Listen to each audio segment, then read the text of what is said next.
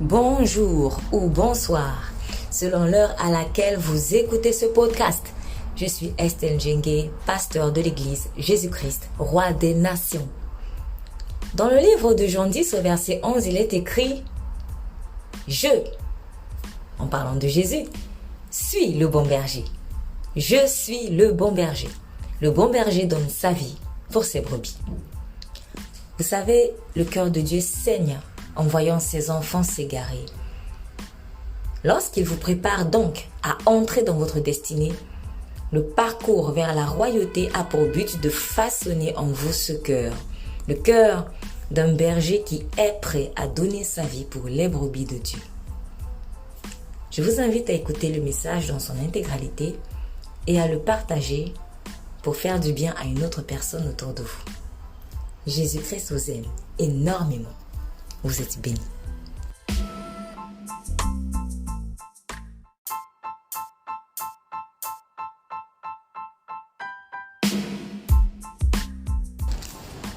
Nous sommes dans 1 Samuel au chapitre 17.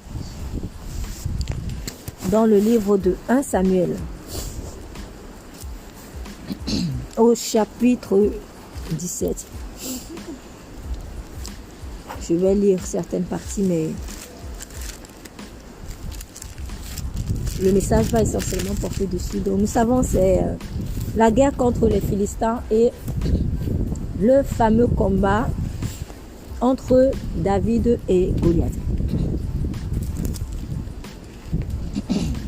Les Philistins assemblèrent leurs armées pour combattre et ils s'assemblèrent à Soko, qui est de Juda, et campèrent entre Soko et Azeka à Éphès d'Amim. Saül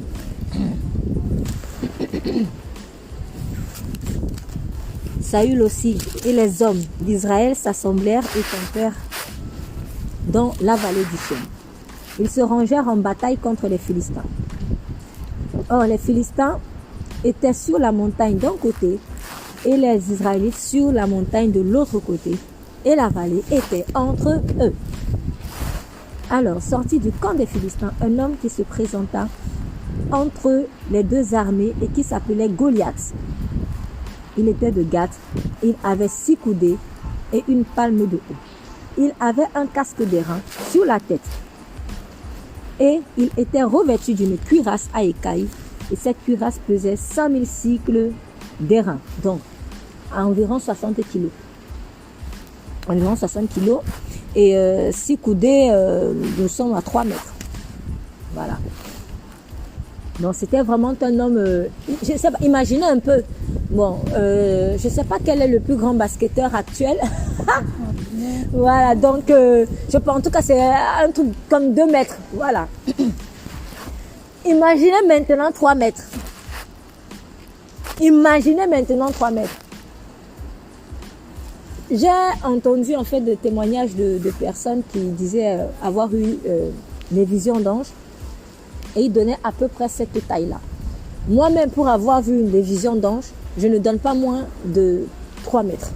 Franchement, je ne donne pas moins parce que c'était de loin que je voyais, mais c'était tellement grand. C'est pas moins de 3 mètres. Le fait de voir qu'un être humain est 3 mètres, c'est extraordinaire. Déjà que 2 mètres même, c'est assez impressionnant. S'il y a quelqu'un de 2 mètres là qui débarque, je crois qu'il y en a qui vont être un tout petit peu déconcentrés et tourner le regard vers lui parce que c'est impressionnant. C'est impressionnant. Goliath avait 3 mètres. Goliath avait 6 coudées, donc voilà, 3 mètres, on a dit, une palme de haut, un casque d'airain sur la tête, un casque qui portait 60 kg.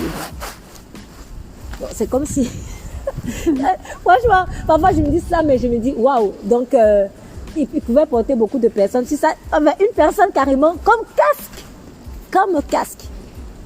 Quand vous voulez comprendre la profondeur ou les enjeux vraiment d'un texte, essayez toujours de vous visualiser. Enfin, moi, c'est un conseil que je donne parce que ça me permet vraiment de mesurer souvent la gravité de la situation.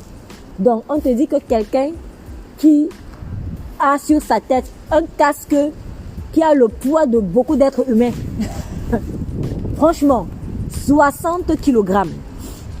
Et Il avait des jambières d'airain sur les jambes, un javelot d'airain entre les épaules. Donc, avec quelqu'un comme ça, j'imagine vraiment que son armure était impressionnante.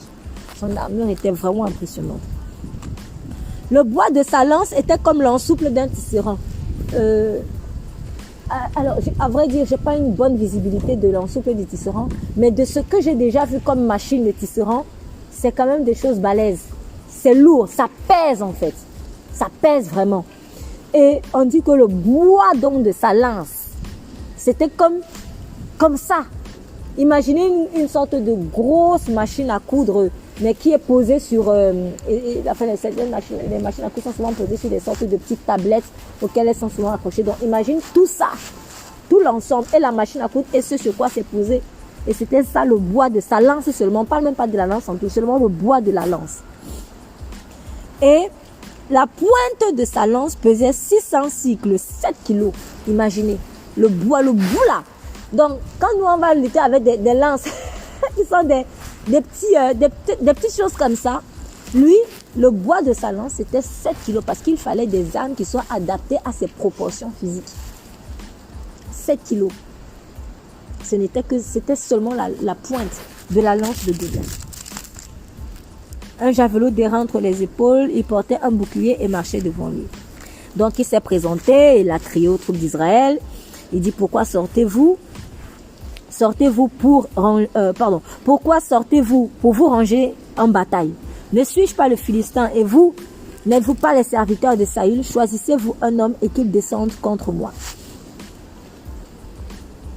Tout au long de l'enseignement, nous allons de temps en temps mettre en action sur certains versets. Donc c'est à la fin de l'enseignement, mais une sorte d'étude de texte en fait.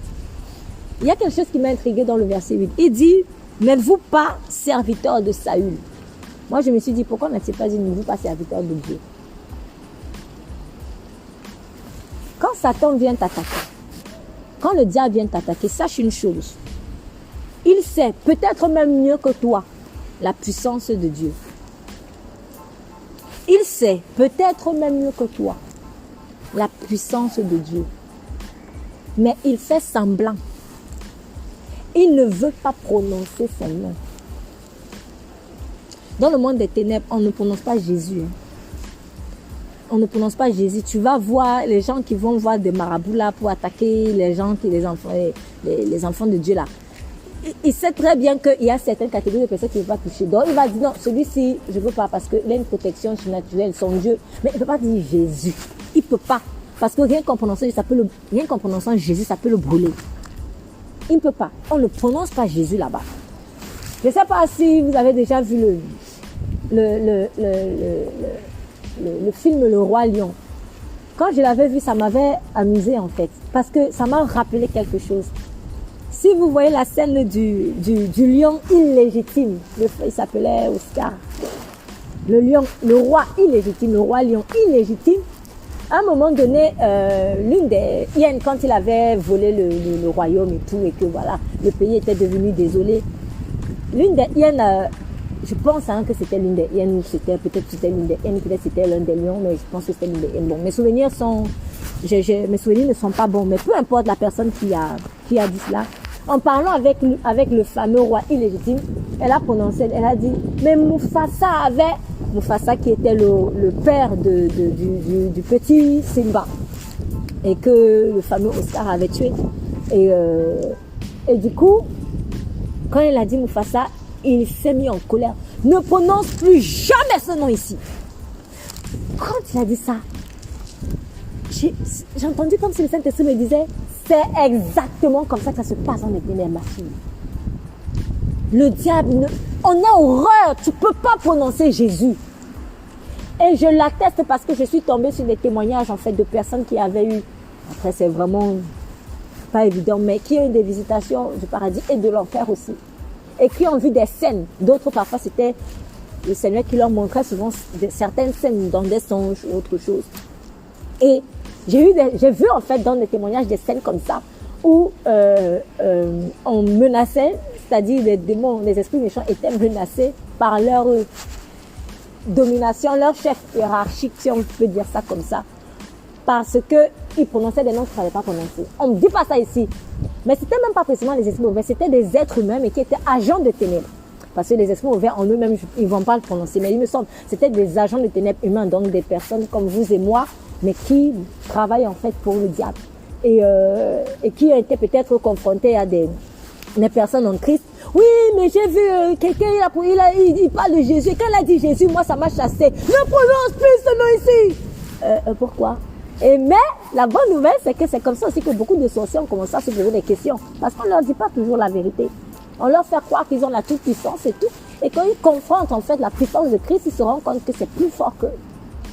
Donc, pour avoir vu ça, moi-même, je me suis dit, ah oui, en ayant vu la scène du roi lion, oui, c'est vrai. On ne prononce pas le nom du roi légitime. On ne prononce pas. Voilà pourquoi le nom de Jésus est puissant. Le nom de Jésus est puissant. Et les ténèbres auront du mal. Ils ne peuvent pas. S'ils prononcent, ça le brûle. Donc, quand il vient dire, n'êtes-vous pas serviteur de Saül, mais avant d'être serviteur de Saül, ils sont d'abord serviteurs de Dieu. Il ne dit pas serviteur de Dieu, il ne dit pas non, serviteur de Saül, pour faire genre. Satan, malgré tout son baraquage physique là, malgré toutes ses impressions physiques, il a peur du nom de ton Dieu, Jésus-Christ. Il a peur. Du coup, il va essayer de te mettre sur un terrain où il est à l'aise. Il te met sur le terrain de la force humaine, serviteur de Saül. Et en fait, il vient déjà pervertir en toi ton identité. N'es-tu pas serviteur de Saül? Je ne suis pas d'abord serviteur de Saül, je suis serviteur du Dieu Tout-Puissant. Parce que le serviteur de Saül peut échouer. Mais le serviteur du Dieu Tout-Puissant ne peut pas échouer. Le serviteur de Saül ira avec peut-être la force de Saül. Mais Saül lui-même, il a fui devant Goliath. Il a fui devant le Goliath. Fût-il roi d'Israël. Mais il reste quand même un être humain. Et en plus, malheureusement, à ce moment-là, Saül était déjà destitué en fait. Donc, spirituellement, la force, il n'y avait plus l'onction. Il n'y avait plus l'onction qu'il avait. Parce que le Saint-Esprit s'était retiré. Même s'il régnait toujours, et Dieu merci que David a quand même respecté ça. Mais Saül n'avait plus en fait cette onction. Donc c'était devenu plus un titre qu'une véritable réalité spirituelle, le fait d'être roi. Et dans le monde spirituel, on sait ça. C'est pour cela qu'eux, ils mettaient Israël sur le terrain de Saül. Parce qu'ils savaient qu'avec Saül, c'était vaincu d'avance. C'était gagné d'avance. Satan est malin. Il est malin. Avant de venir t'attaquer, il va d'abord t'observer. Il va voir quel est le point faible. Ah non, allons le mettre sur le terrain de Saül. Parce que si on va sur le terrain de Dieu, là, c'est chaud pour nous. Il vient te mettre sur le terrain de Saül. Maintenant, à toi d'avoir le discernement pour comprendre, pour rectifier le tir. Non, je suis serviteur de Dieu Tout-Puissant. Et on va voir comment cela s'est passé par la suite. Il dit, choisissez-vous un homme qui descende contre moi. Il leur présente un challenge. Parce qu'il savait que c'était gagné d'avance tant qu'on se mettait sur le terrain Saül, sur le terrain être humain. Il dit, s'il a l'avantage en combattant avec moi et qu'il me tue, nous vous serons assujettis. Mais si j'ai l'avantage sur lui et que je le tue, nous serez assujettis et vous nous servirez. Le Philistin dit, j'ai insulté aujourd'hui les troupes rangées d'Israël. Donnez-moi un homme et nous combattrons ensemble. Et Saül, et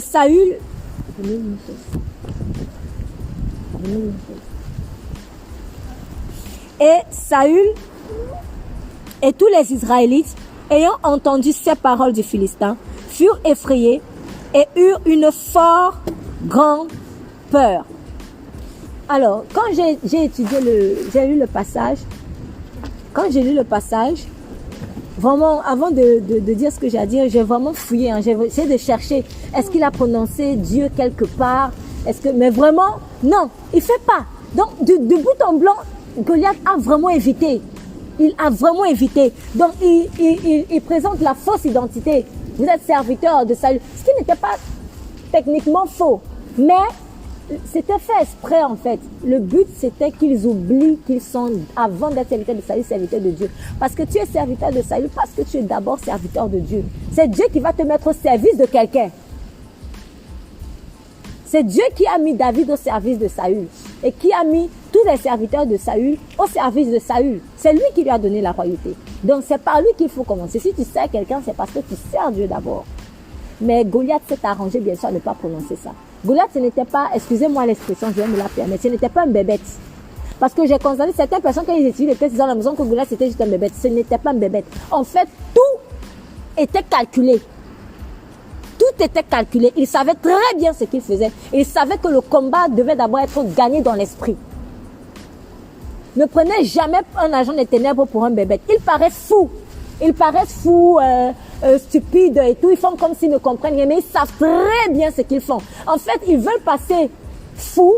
Ils veulent paraître fous pour que vous ne vous occupiez pas d'eux. Pour que vous ne fassiez pas attention à leur manigance. Donc, qu'est-ce que je peux inventer? Par exemple, si on lui a dit, va consacrer cet appareil. Consacrer cet appareil en faisant, bon, qu'est-ce que je peux inventer? En le touchant. Voilà. Donc, il va arriver, il fait comme un fou. Et puis toi, tu le vois comme ça. Il fait des choses qui n'ont pas de sens. Il fait ça, il fait ça. Toi, tu crois qu'il est fou. Il n'est pas fou. Il est en train de consacrer. Et vous allez juste vous rendre compte de ça quelques temps après quand vous allez recevoir des coups. Ils ne sont pas des fous. Ils savent très bien ce qu'ils font. Mais souvent, ils paraissent fous pour voiler la face. C'est juste ça. Goliath savait très bien que le véritable combat était dans l'esprit. Voilà pourquoi il a fallu qu'il mette Israël sur le terrain d'abord de l'humanité. Avec la force humaine, tu ne peux rien. C'était fait exprès. Et vous remarquerez que il est tellement, c'est quand même vicieux parce que il dit, vous êtes serviteur de Saül, après aussitôt, choisissez. Donc il te met vite le défi. Non, ne passe pas vite. Là, quand tu es comme ça, tu dis, stop, avant d'abord le défi, on va d'abord rectifier quelque chose. On va d'abord rectifier quelque chose par rapport à mon identité. Tu as dit tu me présentes un défi, je vais l'accepter, mais avant le défi là, on va d'abord rectifier le tir par rapport à l'identité. Je viens au nom de l'Éternel. Et c'est comme ça en fait que David lui a la victoire. Quand Israël a entendu ça, Israël a seulement gobé et ils ont fui. Ce sont les paroles qu'ils ont avalées qui leur ont donné la peur et c'est ça qui les a fait fuir. Parce que oui, ils sont restés sur le terrain serviteur de Saül. Ils ont oublié Dieu. Ils ont oublié Dieu. Oh, Saül était où? Saül lui m'était caché. Donc si moi je suis serviteur de Saül et que Saül se cache, je vais aller où? Je vais me cacher. Ah bah oui, c'est comme ça. C'est normal. C'est normal. Mais si je suis conscient que mon Dieu est devant et que c'est lui que je sais, je vais aller devant. C'est ça. David, lui, il était conscient qu'il était serviteur de Dieu avant d'être serviteur de Saül. Il savait que Dieu, lui, il était devant. C'est pour ça qu'il est sorti. C'est pour ça qu'il est sorti. Donc, dans cette première partie de ce chapitre, il faut vraiment savoir qui est-ce que tu sers. Tu sers l'homme ou tu sers Dieu? C'est très important. Tu sers l'homme ou tu sers Dieu? Et sache que si tu es au service d'un homme, pose-toi la question de savoir qui m'a mis à ce service. Est-ce que c'est moi-même? Est-ce que c'est cet homme-là? Ou est-ce que c'est Dieu qui est venu me dire sers-le? Parce que si c'est Dieu qui est venu me dire sers-le, sache que tu es au service de Dieu. Au service de qui tu es. Ça va déterminer la suite. Si la première étape est déjà arrangée, si la première étape est déjà claire dans ta tête, on va pouvoir aller à la deuxième étape. Donc, qui est-ce que tu sais? D'ailleurs même, est-ce que tu sais quelqu'un? C'est même une question qu'on devrait se dire à la base.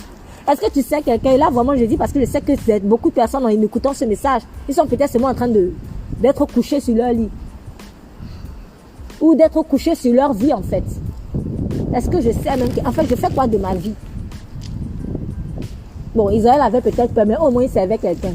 Mais moi, je sers qui? Ma vie sert qui, en fait? Donc, maintenant, si je pense que je sers, qui est-ce que je sers? Est-ce Dieu ou est-ce l'homme? Et quel homme? Si c'est moi-même ou si c'est autrui, c'est pareil. C'est toujours l'homme. Donc, je dois être conscient que c'est Dieu que je sers. Donc, il les a eus comme ça. Ils ont écouté ses paroles, ils ont fui. Et puis, le défi dit, et le Philistin dit, j'ai insulté aujourd'hui les troupes rangées d'Israël. Il aurait même pu dire, j'ai insulté les troupes j'ai insulté l'armée de Dieu. Non. Il s'arrange, non, il prononce pas, il s'arrange à dire autre chose. Israël, Saül, tout ce qui te renvoie à l'humain là. Et donnez-moi un homme et nous combattrons ensemble. Maintenant, peut-être beaucoup ne vont pas voir ça comme ça, mais franchement, que le Seigneur nous donne l'œil spirituel pour détecter, pour voir les points faibles de l'ennemi quand nous, en apparence, il n'y en a pas. Il dit, donnez-moi un homme. Et nous combattrons ensemble. Goliath était baraqué. Goliath avait 3 mètres, un casque d'airain de 60 kilos. Mais pourquoi il demande un seul homme? Est-ce qu'on s'est déjà posé cette question? Pourquoi Goliath demande seulement un seul homme? Et pourtant le grand Goliath, quand tu vois un monsieur comme ça, tu te dis, mais il prend, je ne sais pas moi, 100 personnes ou 10 personnes d'un coup et puis il frappe, boum, boum, boum, boum. Pourquoi Goliath demande un? Et là, le Saint-Esprit m'a poussé à entourer un. En tout un. Et là, je dis, mais c'est pas si fort. Il avait peur. De quoi? Parce qu'il savait que c'était l'armée de Dieu. Il se dit, si je vais frontalement comme ça, direct, dans toute l'armée, on ne sait jamais ce qui peut se passer. Ah, c'était ça. C'était ça. Parce qu'ils avaient entendu des échos. Et ils se sont souvenus de ce qui s'est passé avec les Égyptiens. Ils se sont souvenus. Les Israélites n'avaient pas eu besoin de combattre les Égyptiens. Les Égyptiens sont seulement venus affronter, se verser sur toute la... ils ont essayé de se verser sur tous les Israélites. Et puis, il y a eu un retournement de situation terrible. Goliath a eu peur de revivre ça. Il se dit, mais si on se verse tous comme ça, non, il peut... Non. Bon, par mesure de sécurité, je vais d'abord commencer avec un. Il n'était pas si fort. Les Goliaths qui te menacent là, ils ne sont pas si forts. Ils ne sont pas si forts. Quand ils te lancent les défis, toi tu crois que c'est parce qu'il est trop fort. Parce que généralement, quelqu'un qui te lance les défis, c'est quelqu'un qui est sûr qu'il va gagner, nous sommes d'accord. Généralement, la personne qui te lance les défis, c'est parce qu'elle est sûre qu'elle va gagner. Donc, tout paraissait en fait garantir la victoire de Goliath. Il y avait une telle assurance en apparence, mais je vous assure, derrière ce casque d'airain, derrière cette grande jambière, derrière cette cuirasse, il y avait un esprit tremblant. Il y avait un esprit tremblant. Il avait peur. Voilà pourquoi il a d'abord demandé un seul homme. Si tu es si fort, pourquoi tu ne te verses pas sur toute la même fois? Pourquoi? Parce qu'il n'avait pas l'assurance de sa victoire. Donc, Satan, c'est un fou. Il n'a pas l'assurance de sa victoire, mais il vient quand même. C'est comme ça qu'il est. C'est un fou, en fait. C'est pour cela que quand on réfléchit comme Satan, on est fou. Quand Dieu parle d'insensé, quand tu réfléchis comme lui, tu es fou. Parce qu'il est fou. C'est vrai, c'est un fou. C'est pas pour dire. C'est la vérité. Hein. Il est fou. Il est vraiment fou. Les gens le remarqueront davantage quand l'Antéchrist se manifestera. Beaucoup diront, mais ce monsieur, il est fou. Pourtant, au départ, qu'il va se présenter, il aura l'air très intelligent. La tête sur ses épaules. Mais quand tu grattes, tu vois qu'il est fou, il est malade. Tu sais que tu peux aller mourir, mais tu vas quand même. Donc, il n'y a pas de prudence en lui. Or, la prudence, c'est une fille de la sagesse. Quand on lit le livre des Proverbes. Goliath n'avait pas l'assurance de sa victoire. Il ne comptait que sur l'incrédulité d'Israël. C'est ce que Satan fait. Il ne compte que sur ton incrédulité. Mais lui-même, il sait que c'est mort. Au fond, il sait que c'est mort. Voilà pourquoi il n'a demandé qu'un seul homme. Et remarquez, quand il demande un seul homme, il ne demande même pas Saül. Alors qu'il a prononcé le nom de Saül. Mais même pas Saül, il n'a pas dit Saül, viens ici, c'est toi le chef, non, c'est toi le roi. Tu es le plus fort parce que quand on vous donne la description de Saül, on vous dit qu'il était grand de taille. Saül, c'était quelqu'un de physiquement charismatique. Physiquement, il était imposant. Mais Goliath n'a même pas demandé Saül. Il avait peur. Il ne savait pas à quoi s'attendre. Ah oui, il ne savait pas.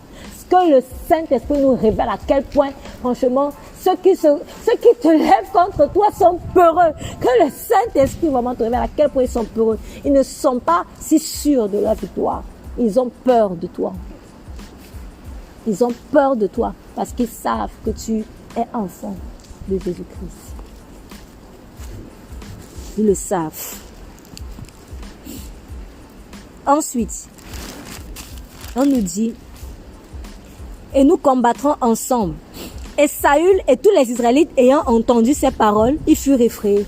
Vous voyez, il a réussi à leur contaminer sa peur. Ils ont reçu ça. La parole est puissante. Si quelqu'un te dit, tu es beau, et qu'il le pense vraiment, et que vraiment il est rempli d'amour dans son cœur, tu vas sentir la consolation, la paix, l'assurance. Si quelqu'un te dit, tu es beau, mais sous forme de moquerie, tu vas le recevoir comme une blessure.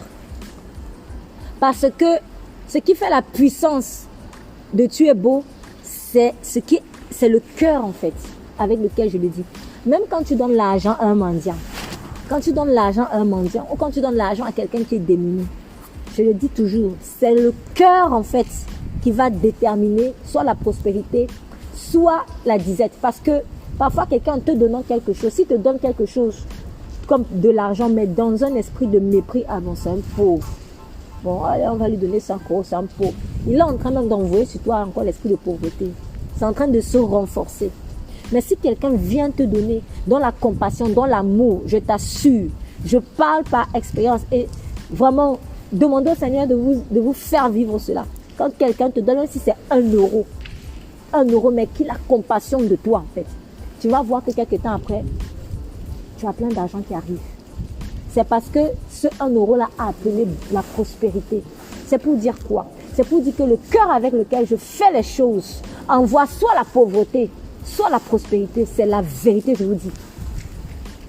C'est la vérité. Voilà pourquoi il y a des fois aussi, quand quelqu'un va te donner l'argent, Dieu te dit non, ne prends pas. C'est aussi pour cela que malheureusement, quand on veut attaquer les gens dans le monde des ténèbres, on vient te donner l'argent. On prend l'argent, toi tu crois qu'on t'a fait te bien, mais en fait on est en train d'investir. On va récupérer tout ça. On va te voler en fait. C'est ça, c'est le cœur. Parce qu'eux, on te donne l'argent, ils sont dans l'optique où je vais te voler. C'est comme ça que ça fait. C'est la puissance du cœur qui est mauvaise. Mais si quelqu'un te donne seulement 1 euro dans l'amour, soit tu rends compte que quelques minutes après, ou 1 heure ou un jour plus tard, une autre personne t'appelle, ah, je vais te donner 100 euros, un autre jour, ah, l'argent vient. Parce que l'amour appelle la prospérité. Mais le manque d'amour appelle la disette, la stérilité. Donc, quand quelqu'un te dit quelque chose, et que toi tu ressens maintenant la peur, comprends que dans son cœur, c'était la peur. Même si ce qu'il disait était en apparence une assurance. Goliath, quand il a prononcé ces mots, ça a suscité la peur en Israël. Cette peur-là vient d'où? On ne donne que ce qu'on a. C'est parce que dans le cœur de Goliath, il y avait la peur. Goliath a donné à Israël ce que lui-même il a. Quand Dieu te donne une parole d'encouragement, vaillant guerrier et tout ça, et que subitement tu te sens regardé, ça vient d'où? C'est parce que dans le cœur de Dieu, il y a le courage. On ne donne que ce que l'on a. C'est pour cela que Jésus a dit, vous les reconnaîtrez à leurs fruits. Parce que quand la personne te donne la parole, tu ne vas pas... Il y a plein de choses qui ne se voient pas. Mais c'est maintenant quand tu commences à manifester un fruit, soit bizarre, soit bon, que tu te rends compte de ce qui animait la personne. Tu vas te dire, mais ça vient d'où? Tu t'écoutes la parole. J'ai écouté une parole. Donc dans cette parole, ce n'était pas bon. Mais en apparence, c'était bon. Israël a eu peur. C'est la preuve que quand Goliath était en train de leur parler, même s'il était en train de faire les défis, Goliath était rempli de peur. On ne donne que ce que l'on a. Tu écoutes une parole, ce que ça produit en toi, sache que la personne qui te l'a donné, qui a donné cette parole, elle a ça. L'esprit de peur, quand on parle d'esprit de peur, c'est un esprit, mais en fait lui-même, c'est un esprit qui lui-même a peur. C'est comme ça qu'il est. Il est toujours comme ça. C'est vrai, hein. C'est un esprit de peur. L'esprit de peur, il est toujours peureux. Donc maintenant, quand il vient se coller à toi, tu deviens comme lui. En fait, il te contamine sa maladie. L'esprit de pauvreté, c'est un esprit toujours pauvre. Qui réfléchit pauvre, petit. Donc maintenant, quand il vient s'associer à toi, tu deviens comme lui. C'est à l'inverse, le Saint-Esprit aussi. À l'inverse, le Saint-Esprit aussi. Quand il s'allie à toi, tu prospères à tous égards. C'est ça. Goliath, c'était vraiment peureux. Rien à voir avec ces grandes proportions physiques et son arrogance.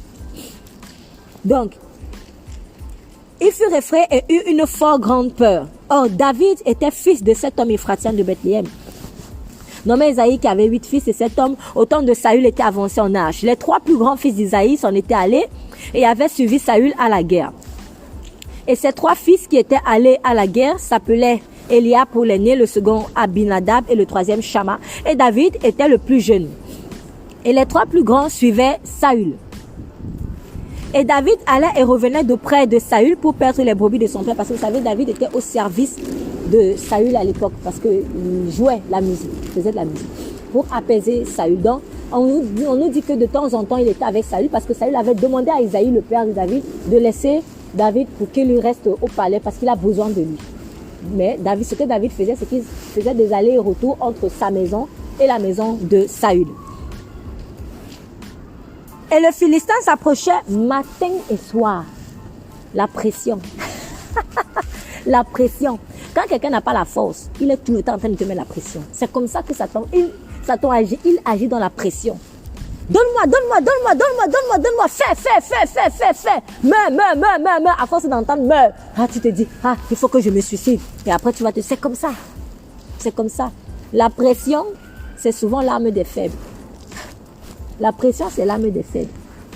Je vous dis la vérité. La pression, c'est l'arme des faibles. Rien à voir avec la saine urgence que le Saint-Esprit peut nous communiquer en fait dans le cœur.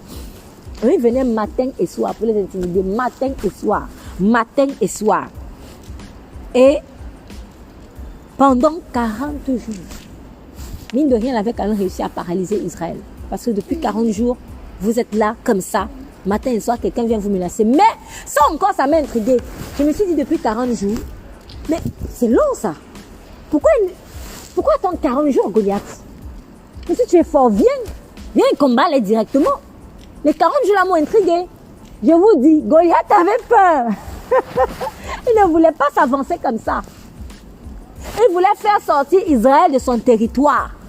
Souvent, quand Dieu te place dans un endroit, ce que Satan fait, il se dit, viens, si tu es fort, viens. C'est pour que tu sortes de ton territoire de sécurité, de ta zone de sécurité, la zone de sécurité que Dieu t'a donnée. Quand tu es sorti de la zone de sécurité, c'est fini.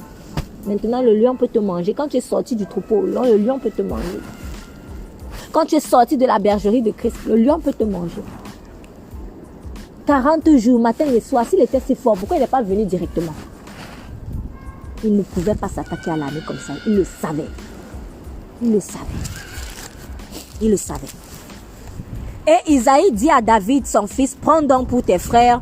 Je ne vais pas lire toutes ces parties, mais ici, sachez que le père de David a fait des provisions et pour ses 3 enfants, ses 3 fils aînés, et il a demandé à David d'aller les rapporter sur le champ de bataille. Donc, dans le verset 22, David se déchargea de son fardeau, le laissa entre les mains de celui qui gardait le bagage et courut vers les rangs de l'armée et vint donc et demanda à ses frères s'ils se portaient bien comme son père lui avait demandé. Donc, son père lui avait dit, va prendre des nouvelles de tes frères, et vois s'ils se portent bien. Et comme il parlait avec eux, voici, l'homme qui se présentait entre les 2 armées, le Philistin de Gath nommé Goliath, monta hors des rangs des Philistins et prononça les mêmes discours. Et David les entendit. Et tous ceux d'Israël, à la vue de cet homme, s'enfuyaient de devant lui et tremblaient de peur. Et les Israélites disaient, avez-vous vu cet homme qui monte? C'est pour insulter Israël qu'il est monté. Mais si quelqu'un le tue, le roi le comblera de richesses et lui donnera sa fille et il affranchira la maison de son père en Israël. Alors, Saül avait fait des promesses pour celui qui va tuer. Donc lui, il avait peur. Il n'a pas voulu aller sur le territoire, sur le terrain de combat. Et il dit, celui qui va donc vaincre Goliath, je le comble de richesses, je lui donne ma fille pour femme et je vais affranchir la maison de son père en Israël. Je vais affranchir la maison de son père à Israël m'a fait réfléchir parce que je me dis, donc, ça suppose que Saül aussi tenait les Israélites en captivité quelque part. On peut penser par exemple au fait que ce soit des impôts. Voilà, peut-être qu'on parlait d'impôts selon aussi les traductions, peut-être que c'est dit autrement, mais j'imagine que peut-être que c'était des taxes il allait alléger les gens. Mais je me suis souvenu d'une chose. Lorsque Israël avait demandé un roi, Lorsque Israël avait demandé un roi, Dieu avait dit à Israël ce que le roi là allait faire. En fait. Il leur a parlé des droits du roi. Et il avait averti Israël que le roi que vous demandez, il va utiliser vos filles, vos fils comme ses serviteurs. Il avait fait une longue liste de choses, mais qui se ramenaient finalement à l'esclavage. Il va utiliser vos femmes comme vos filles, comme des cuisinières. Il va utiliser vos fils comme des ceci, etc. Il va prendre la dîme de ceci, la dîme de cela, la dîme. En fait, une longue liste de choses sur laquelle il prenait les dîmes. Non pas que la dîme soit mauvaise, mais à un moment donné, il ne faut pas abuser parce qu'il y a des abus aussi dedans. Il faut le reconnaître. Il faut le reconnaître. Donc, non pas que la dîme soit mauvaise. Moi, personnellement, le Seigneur m'a convaincu pour ça. Donc, il faut vraiment le donner au Seigneur. Seulement, malheureusement, il y a des abus en fait. Il y a parfois des abus.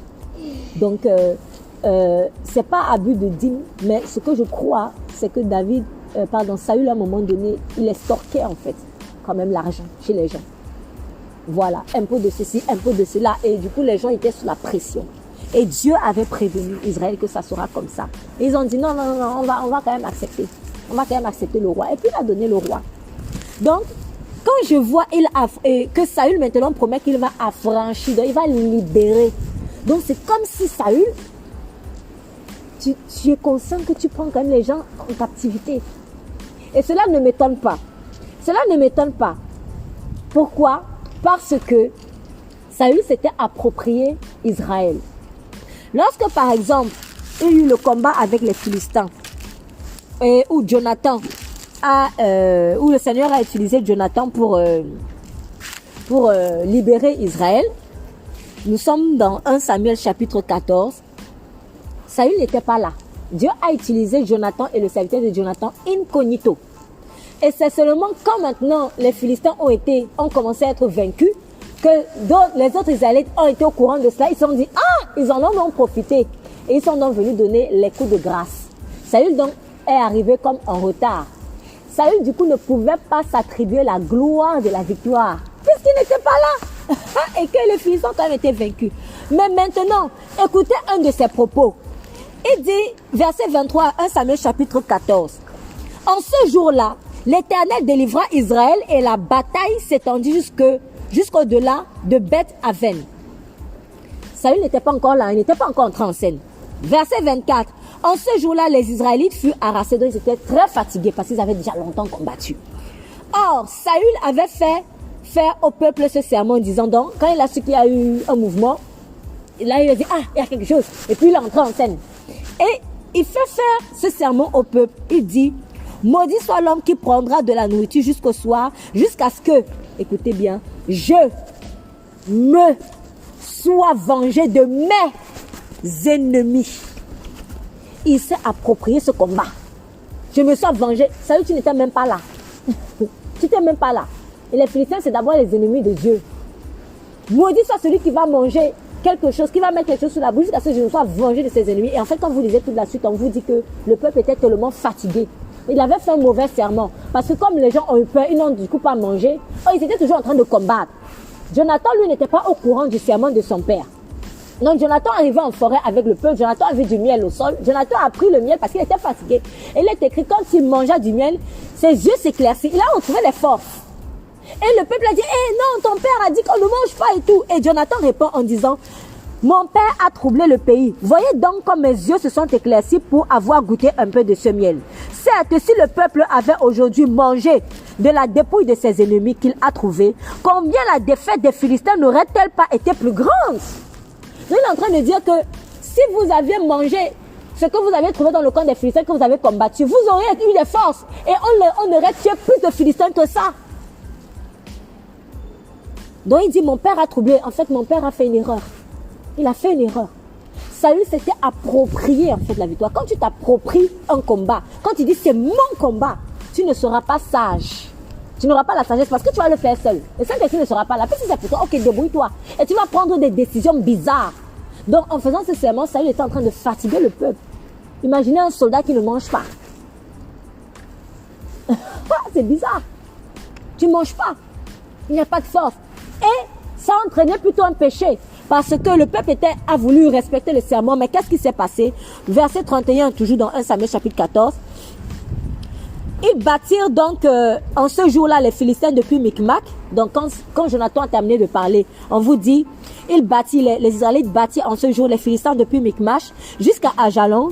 Et le peuple fut extrêmement fatigué. Le peuple fut extrêmement fatigué. Donc ils étaient là, ils avaient des lances.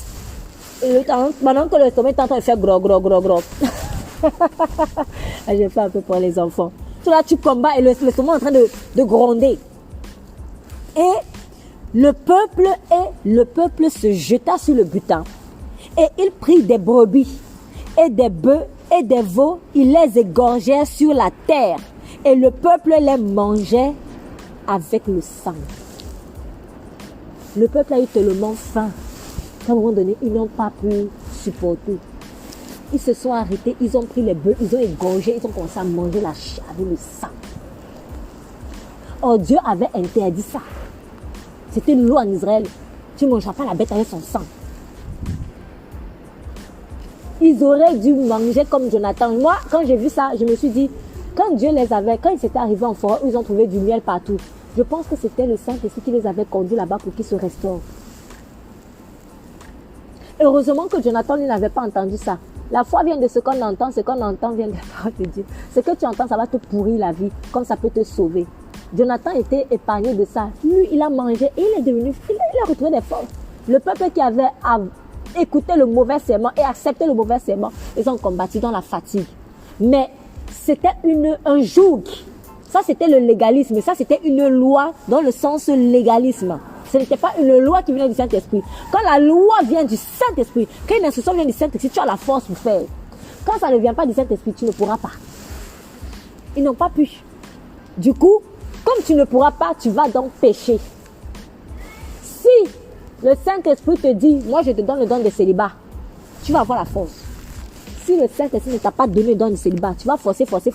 Mais tu vas aller égorger les bœufs. Égorger les bœufs là, c'est quoi? Commettre la fornication un jour. Faut te marier. Si Dieu t'a pas donné dans le célibat, faut pas forcer. Sinon, tu vas aller manger le sang. Et je fais un parallèle ici, parce qu'effectivement, dans les rapports sexuels, c'est le sang qui s'écoule. Ne faisons rien par notre force. Ne nous créons pas des lois. Quand tu te crées la loi, tu vas finir par pécher. C'est obligé. C'est pour cela qu'il est écrit, mort où est ton aiguillon? L'aiguillon de la mort, c'est le péché. Mais en fait, le péché vient avec la loi pour la loi. Quand tu es dans la loi, c'est-à-dire des choses que toi-même tu te crées. Bon, moi, j'estime que pour prier, il faut que je tourne la tête. Pour prier, il faut que je mette telle position. Tu crées des lois bizarres. Tu ne vas pas y arriver. Tu vas finir par manger le bœuf avec le sang. Tu vas finir par manger le bœuf avec le sang. Tu vas finir par pécher. Et c'est ça, Israël a fait ça. Et on leur rapporta à Saül en disant, voici, le peuple pêche contre l'Éternel en mangeant la chair avec le sang. Et il dit, vous avez péché. Roulez à l'instant de moi. Maintenant, il vient dire, vous avez péché. Mais qui t'a envoyé? C'est pas toi qui leur as donné le serment. Maintenant, il se défile. Quand vous étudiez Saül, vous voyez qu'il était très lâche. Hein? Il faisait des choses avec le peuple. Dès qu'il y a un problème, c'est le peuple. Il se défile. Il s'agenouille même pas pour dire, Seigneur, pardonne-moi. Il dit, vous avez péché. Mais c'est toi qui as donné le serment. Il t'a écouté. Bon, après aussi, il n'avait pas à t'écouter parce que là, c'était quand même fort. Quand la loi contredit ce que Dieu a dit, fais attention. Si tu es dans la voiture avec un chauffeur qui est en train de t'amener dans le trou, de grâce, sors de la voiture. Ne dis pas que non, je respecte parce que c'est le chauffeur. Tu ne vas pas tomber dans le trou avec le chauffeur. On ne fait pas ça. Donc, même si c'est une autorité, alors je le dis avec des pincettes parce que je sais que beaucoup de gens qui sont rebelles, ils utilisent ça pour prendre comme prétexte maintenant pour désobéir à l'autorité. Non. Mais quand une autorité prend une loi qui est anti-Dieu, qui va te pousser à pécher, s'il te plaît, accepte juste, même s'il faut faire comme Daniel, je préfère mourir. Que roi, tuez-moi. Mais je ne vais pas désobéir à Dieu. C'est ça. Donc, le respect vis-à-vis de l'autorité, c'est dans le cadre où s'il y a le respect vis-à-vis de Dieu. C'est ça. Si Dieu n'est plus respecté, fais attention. tu ne vas pas tomber dans le trou avec le chauffeur. Et tu ne vas pas arriver devant Dieu en disant, non, mais Seigneur, c'est l'autorité qui m'a dit, non, non, non, non. Non. Faisons très attention. Donc, le peuple a péché.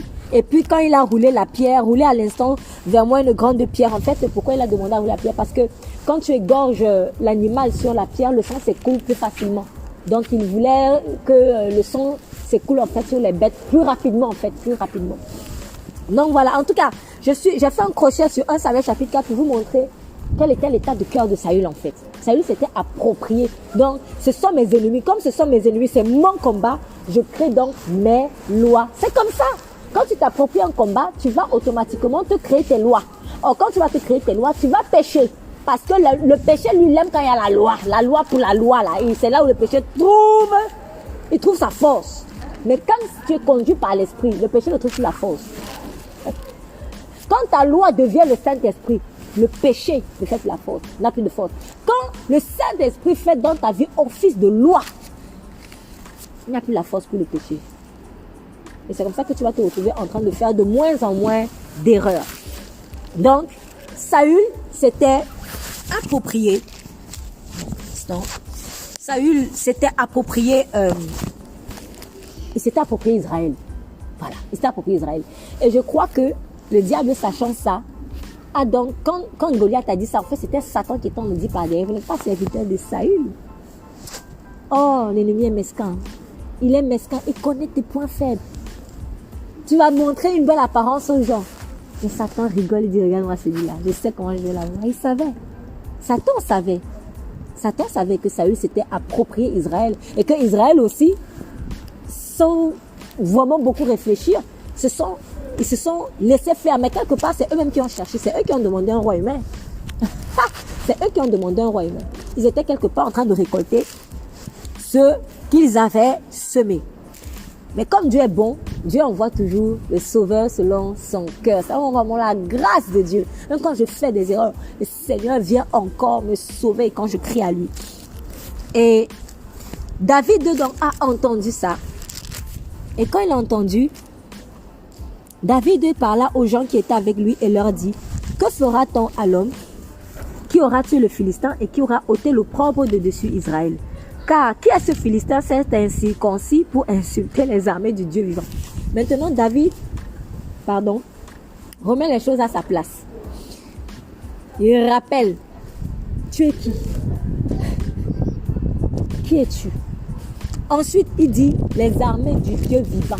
Quand Goliath lui disait, serviteur de Saül, lui, il vient dire, armée du Dieu vivant. David était en train de remettre les choses à sa place en termes d'identité. Tout commence par un combat dans l'identité. Ne va jamais dans un combat sans savoir qui tu es. C'est très important. Ce que David faisait là, ce n'était pas juste pour dire comme ça, mais c'était vraiment, il remettait les choses à sa place. Parce que c'est dans l'ordre, c'est dans la vérité de Dieu que tu vas avoir la victoire. C'est pour cela qu'il dit, et à vos reins quoi? La ceinture de la vérité. David était déjà en train d'enfiler son armure dans le monde spirituel. C'était ce qui se passait.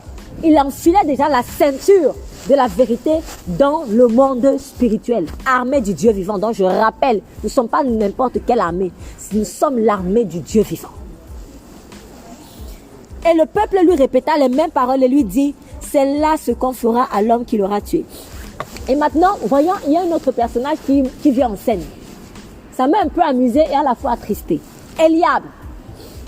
Eliab qui était le grand frère de David. Eliab, son frère aîné, entendit qu'il parlait à ses hommes. Sa colère s'embrasa contre David et lui dit, pourquoi es-tu descendu? Et à qui as-tu laissé ce peu de brebis au désert? Donc, son rôle devait se mettre dans le désert chez les brebis, quoi. C'était ça dans la tête d'Eliab. Il y a des personnes, ils sont dérangés quand tu arrives sur un certain terrain. Pourquoi? Parce qu'ils se sentent menacés. Ils se disent, on va me voler la vedette. On va me voler la vedette. Il y a certaines personnes qui te combattent parce qu'elles se disent que tu vas venir leur voler la vedette. Pourquoi? Parce que pour elles voient la royauté comme juste une question d'être star. Pour eux, c'est juste ça. Mais à quoi ça sert d'être ça et d'être menacé pendant 40 jours par quelqu'un et tu fuis? Faut au moins laisser celui qui peut faire les choses. Faut laisser celui qui peut faire les choses. Mais Eliab, c'est comme si Eliab aurait préféré qu'on reste dans une situation de stérilité plutôt qu'il y ait un sauveur. Après, peut-être que quelqu'un aurait pu dire, ah mais non, il ne savait pas que David allait, parce qu'on ne s'attendait pas à ça.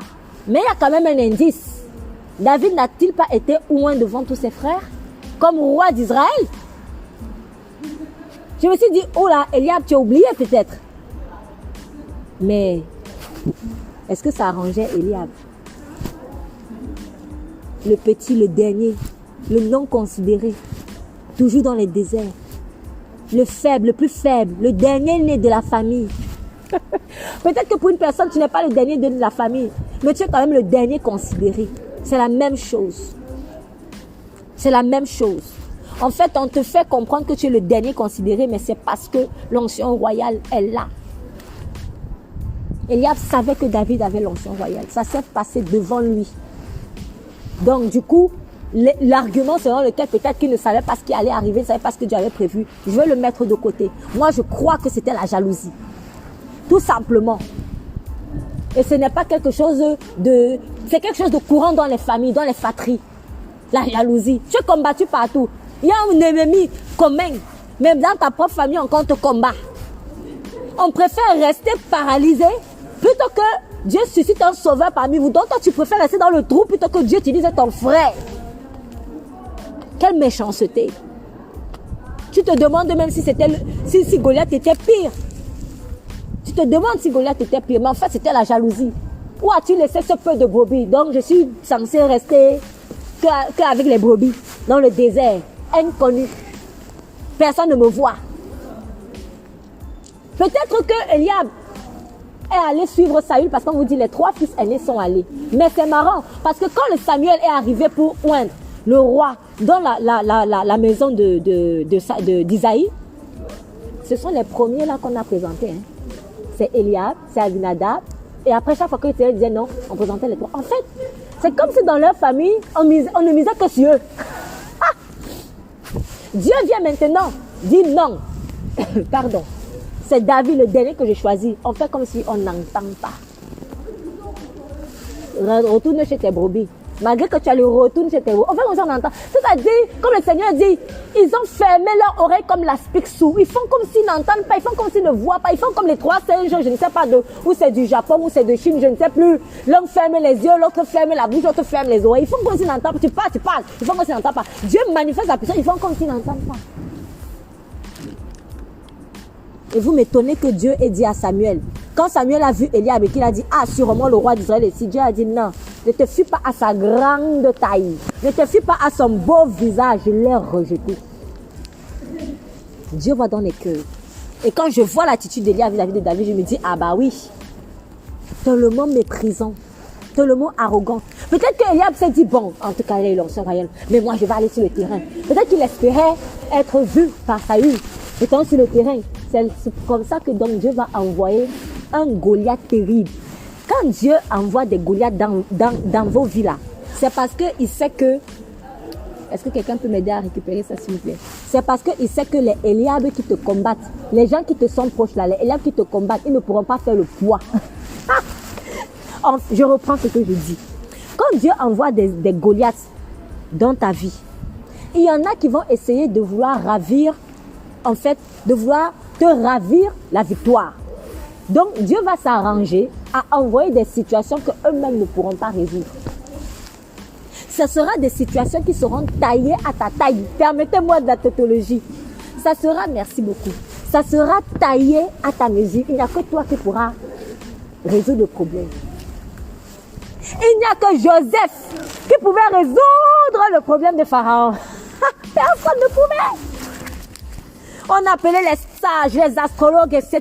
Dieu a taillé une épreuve à la mesure de Joseph. Dieu va tailler une épreuve à ta mesure pour s'arranger.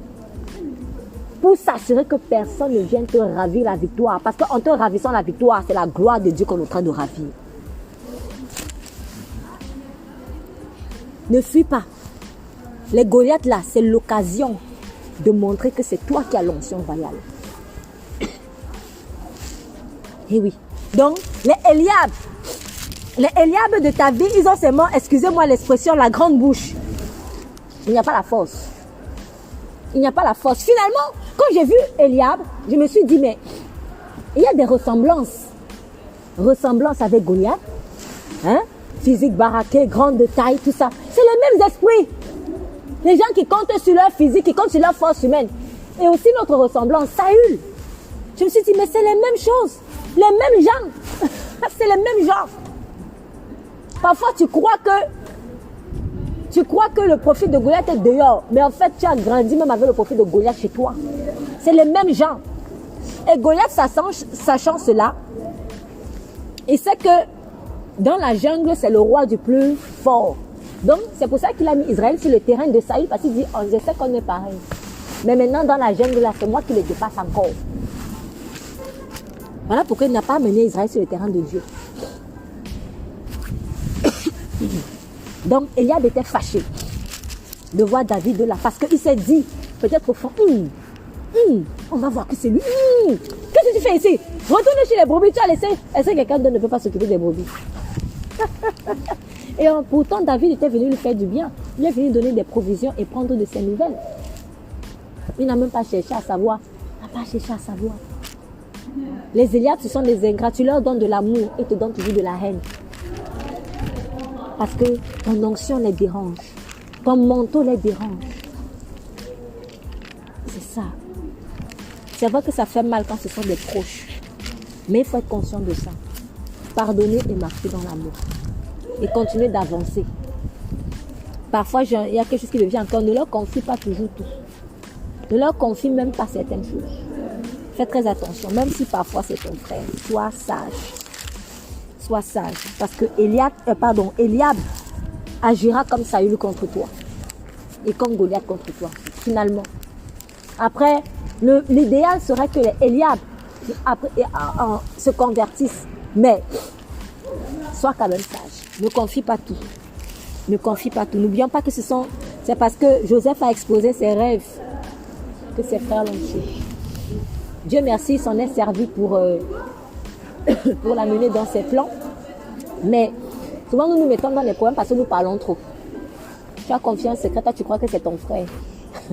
Mais c'est peut-être ton frère de sang. Mais le sang c'est extérieur. C'est des frères de cœur qu'on cherche. C'est des frères de cœur. C'est pas que le sang. Le sang ne fait pas le cœur forcément. C'est ça. Donc, soyons sages dans la façon dont nous parlons aux gens. Même si tu vis dans la même maison que lui. Fais attention. Fais très attention. Là, je sens que c'est un message précis là, une parole de connaissance, mais une parole de sagesse, pardon, pour quelqu'un. Mais faites attention à qui vous confiez. Vous êtes parfois entouré des Eliab. Et aussi, souvent, on fait la politique de l'autruche. Toi, tu soupçonnes que ton frère là ne t'aime pas trop, mais tu te dis, c'est mon frère. Tu fermes les yeux, tu fais la politique de l'autruche. Faut pas faire ça. Jésus savait qui était Judas. C'est pas parce qu'il mangeait avec Judas, mais il n'a pas amené Judas à la montagne de la transfiguration. Ah oui. Donc, soyons sages. Ok. Dans la suite, donc David, après s'est séparé de Goliath. Et David répondit, il se détourna de lui. Et puis on a rapporté en tout cas à Saül que David était, on va dire, chaud pour aller au combat. Et verset 32, David dit à Saül que personne ne perde courage à cause de cet homme. Ton serviteur ira pour combattre contre lui, car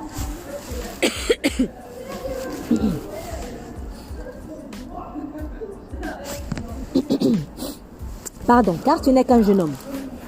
Et lui, il est un homme de guerre depuis sa jeunesse. Saül oppose à David l'expérience de Goliath. Il dit, Goliath c'est un expérimenté. Toi, tu n'es qu'un petit.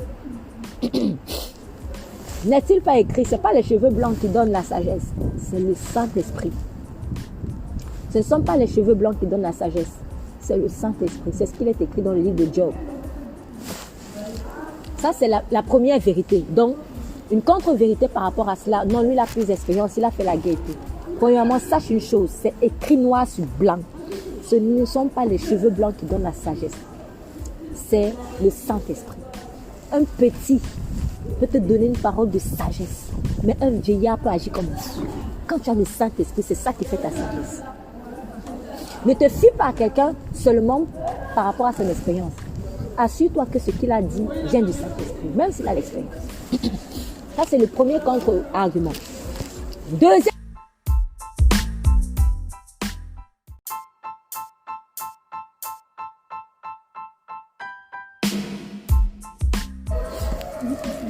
Un Samuel chapitre 17, verset 34 à 35.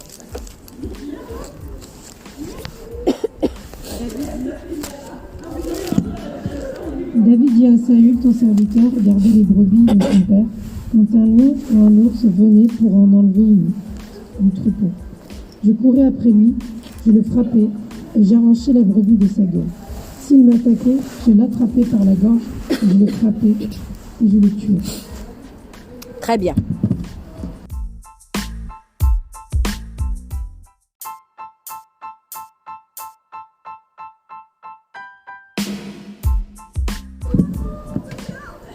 En fait, David avait beaucoup d'expérience.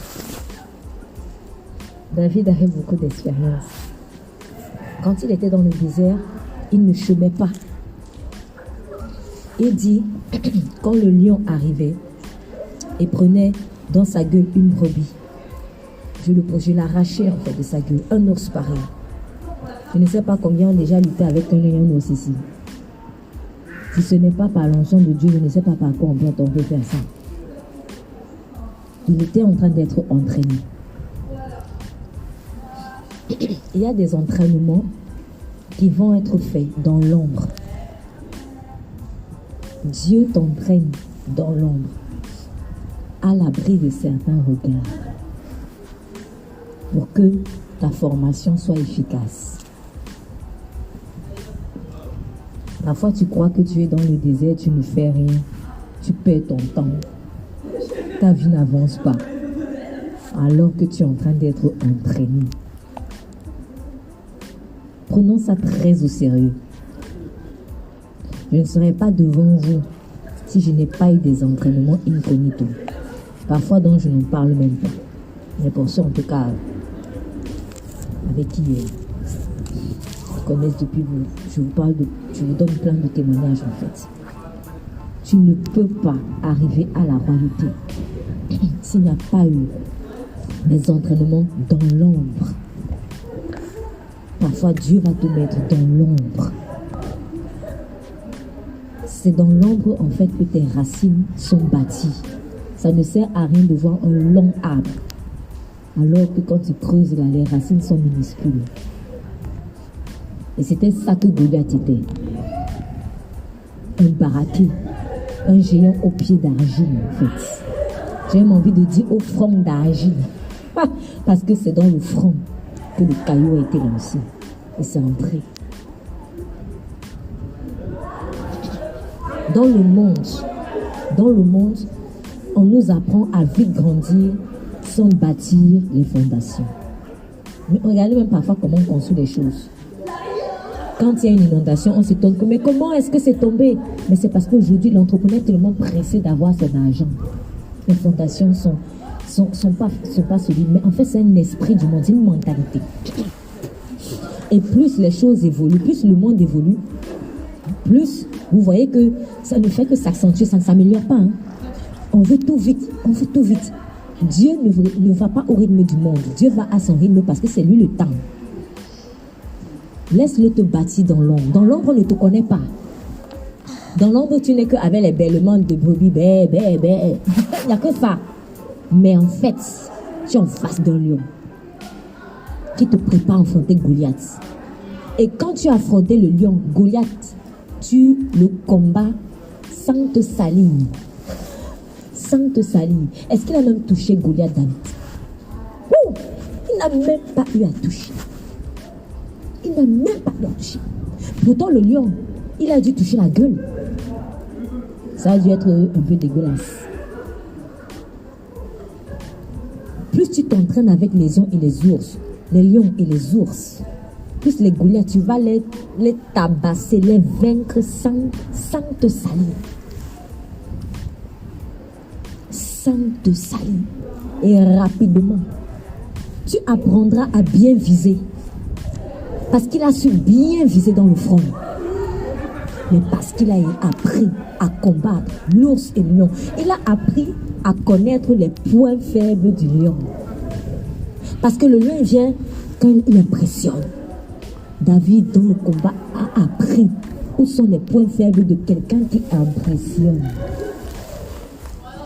Dieu ne te donnera pas des combats différents. Il te donnera les mêmes combats, mais avec une ampleur plus grande. Tout simplement. C'est tout. Donc, David s'est dit, Goliath là, c'est le lion d'hier. Peut-être un peu plus amplifié, mais les points faibles sont les mêmes. J'ai été entraîné. Ne fuis pas l'entraînement dans l'ombre. Même si pour certains, ils croient qu'ils sont en train de te faire du mal. Oui, on va le laisser là-bas, on va le parquer au garage avec les brebis, il va se débrouiller là-bas. Ils ne savent pas qu'ils sont en train de te faire du bien. Même lorsqu'ils t'ont maltraité, parce que lui, c'était une sorte de maltraitance dans la famille. Au point où même quand Samuel est arrivé pour être le roi, on ne l'a pas compté. Hein. On n'a pas compté David. Si ce n'était pas Samuel qui demandait, mais tu n'as pas d'autre fils, Isaïe n'allait pas dire qu'il y a un autre fils. Vous vous rendez compte? Imaginez un peu une grande cérémonie. On te dit qu'on cherche un roi parmi les fils. Ton père ne t'appelle pas parmi ses enfants. Hey! Donc tu ne comptes pas. C'est comme une photo de famille où tu n'es pas. Les choses que j'ai vues. Hein. Tu vois, il y a la photo de famille, mais il y a un enfant qui n'est pas. En fait, quand tu vois ça, on dirait qu'on t'a vendu. On t'a vendu. Le grand prophète arrive, il n'est même pas invité.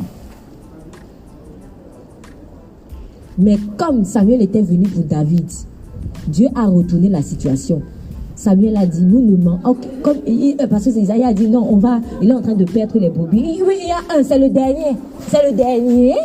Comme pour dire, non. Franchement, pas lui quand même. Et en plus, il ajoute, il est en train de perdre les brebis. Genre, il est occupé. Hein? Il est occupé. Samuel a dit, va le faire appeler. Car nous ne nous mettrons pas à table tant qu'il ne vient pas. Celui qui était déshonoré a été honoré. Parce que quand les gens ne se mettent pas à table, en attendant ton arrivée, sache que tu es en train de lever ta tête. C'était son jour. Donc, Saül n'était pas là quand David combattait. Les lions, l'ours et tout ça. Il n'était pas là. Beaucoup de personnes, ils vont te minimiser. Mais ils ne connaissent pas le bagage que tu as. Parce que tu es très humble. Il faut rester comme ça. Reste humble et laisse le Seigneur lui-même les impressionner. David était comme une sorte de force tranquille. Il ne faisait pas trop de bruit. Tandis que Eliab était sur le combat. Comme pour dire, voyez-moi, sois roi, salut, vois-moi, je suis sur le front. Mais David ne le voyait pas.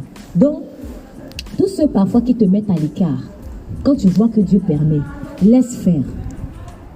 Laisse faire, ils te rendent un service sans s'en rendre compte. Ils permettent que Dieu te façonne dans l'ombre. Parce que si tu ne combats pas l'eau, si tu ne combats pas le lion, tu ne pourras pas combattre Goliath. Maintenant, il y a autre chose que j'aimerais ajouter, c'est très important. David dit, il venait un lion, un ours qui emportait une brebis du troupeau. Mais je sortais après lui, je le frappais. J'ai arraché la brebis de sa gueule. Quand il se levait contre moi, je le saisissais par la mâchoire, je le frappais et je le tuais.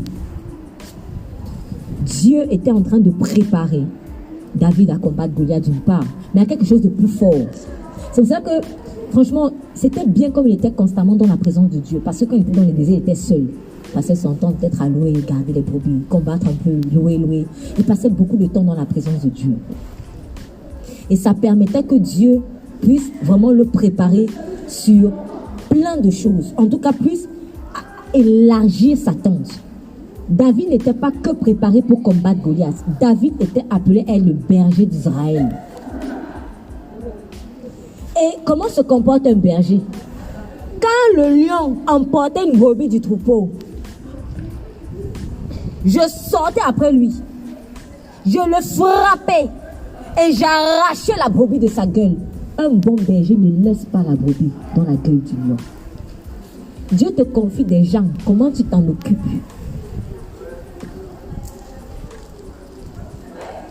C'était la préparation à être le berger d'Israël.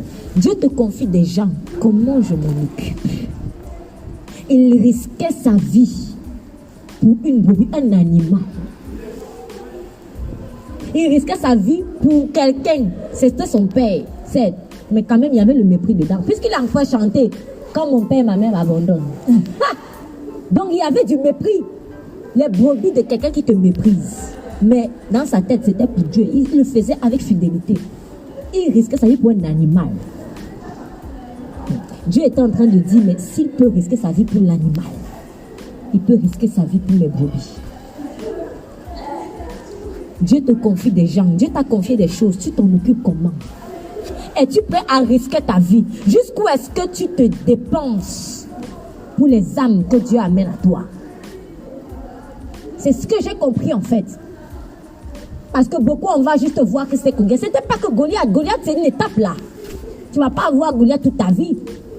Mais la destinée finale, terrestre en tout cas, c'était berger d'Israël.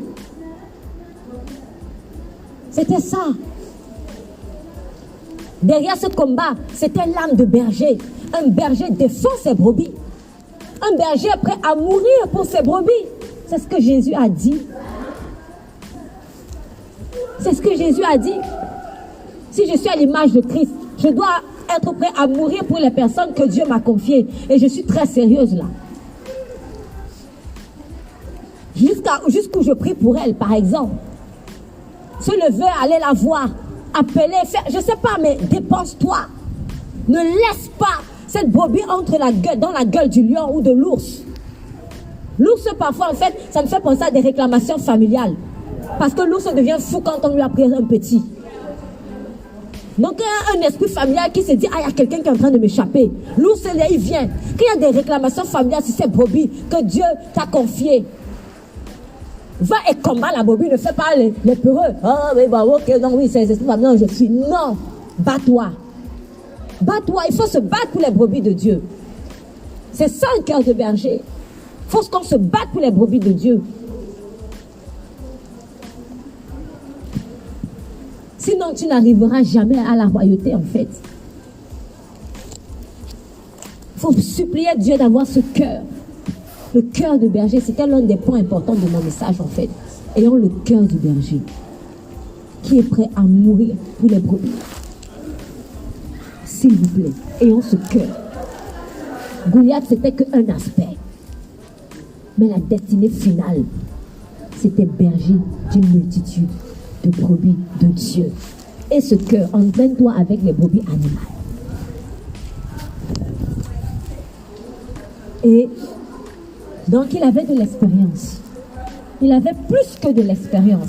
Il n'avait pas que l'expérience pour Goliath, pour combattre Goliath. Mais David avait l'expérience pour diriger Israël. Et Saül ne se doutait même pas. Il ne se doutait même pas de ça. Tu es en train de minimiser quelqu'un. C'est comme s'il lui dit, mais ça c'est un petit niveau. Moi j'ai plus que ça. J'ai plus que cette expérience-là. Je peux diriger Israël. Eh oui. Parce que j'ai été formé incognito. Et David dit encore, l'Éternel qui m'a délivré de la gueule du lion, de la patte de l'ours, me délivrera de la main de ce Philistin. Alors Saül dit à David, va et que l'Éternel soit avec toi.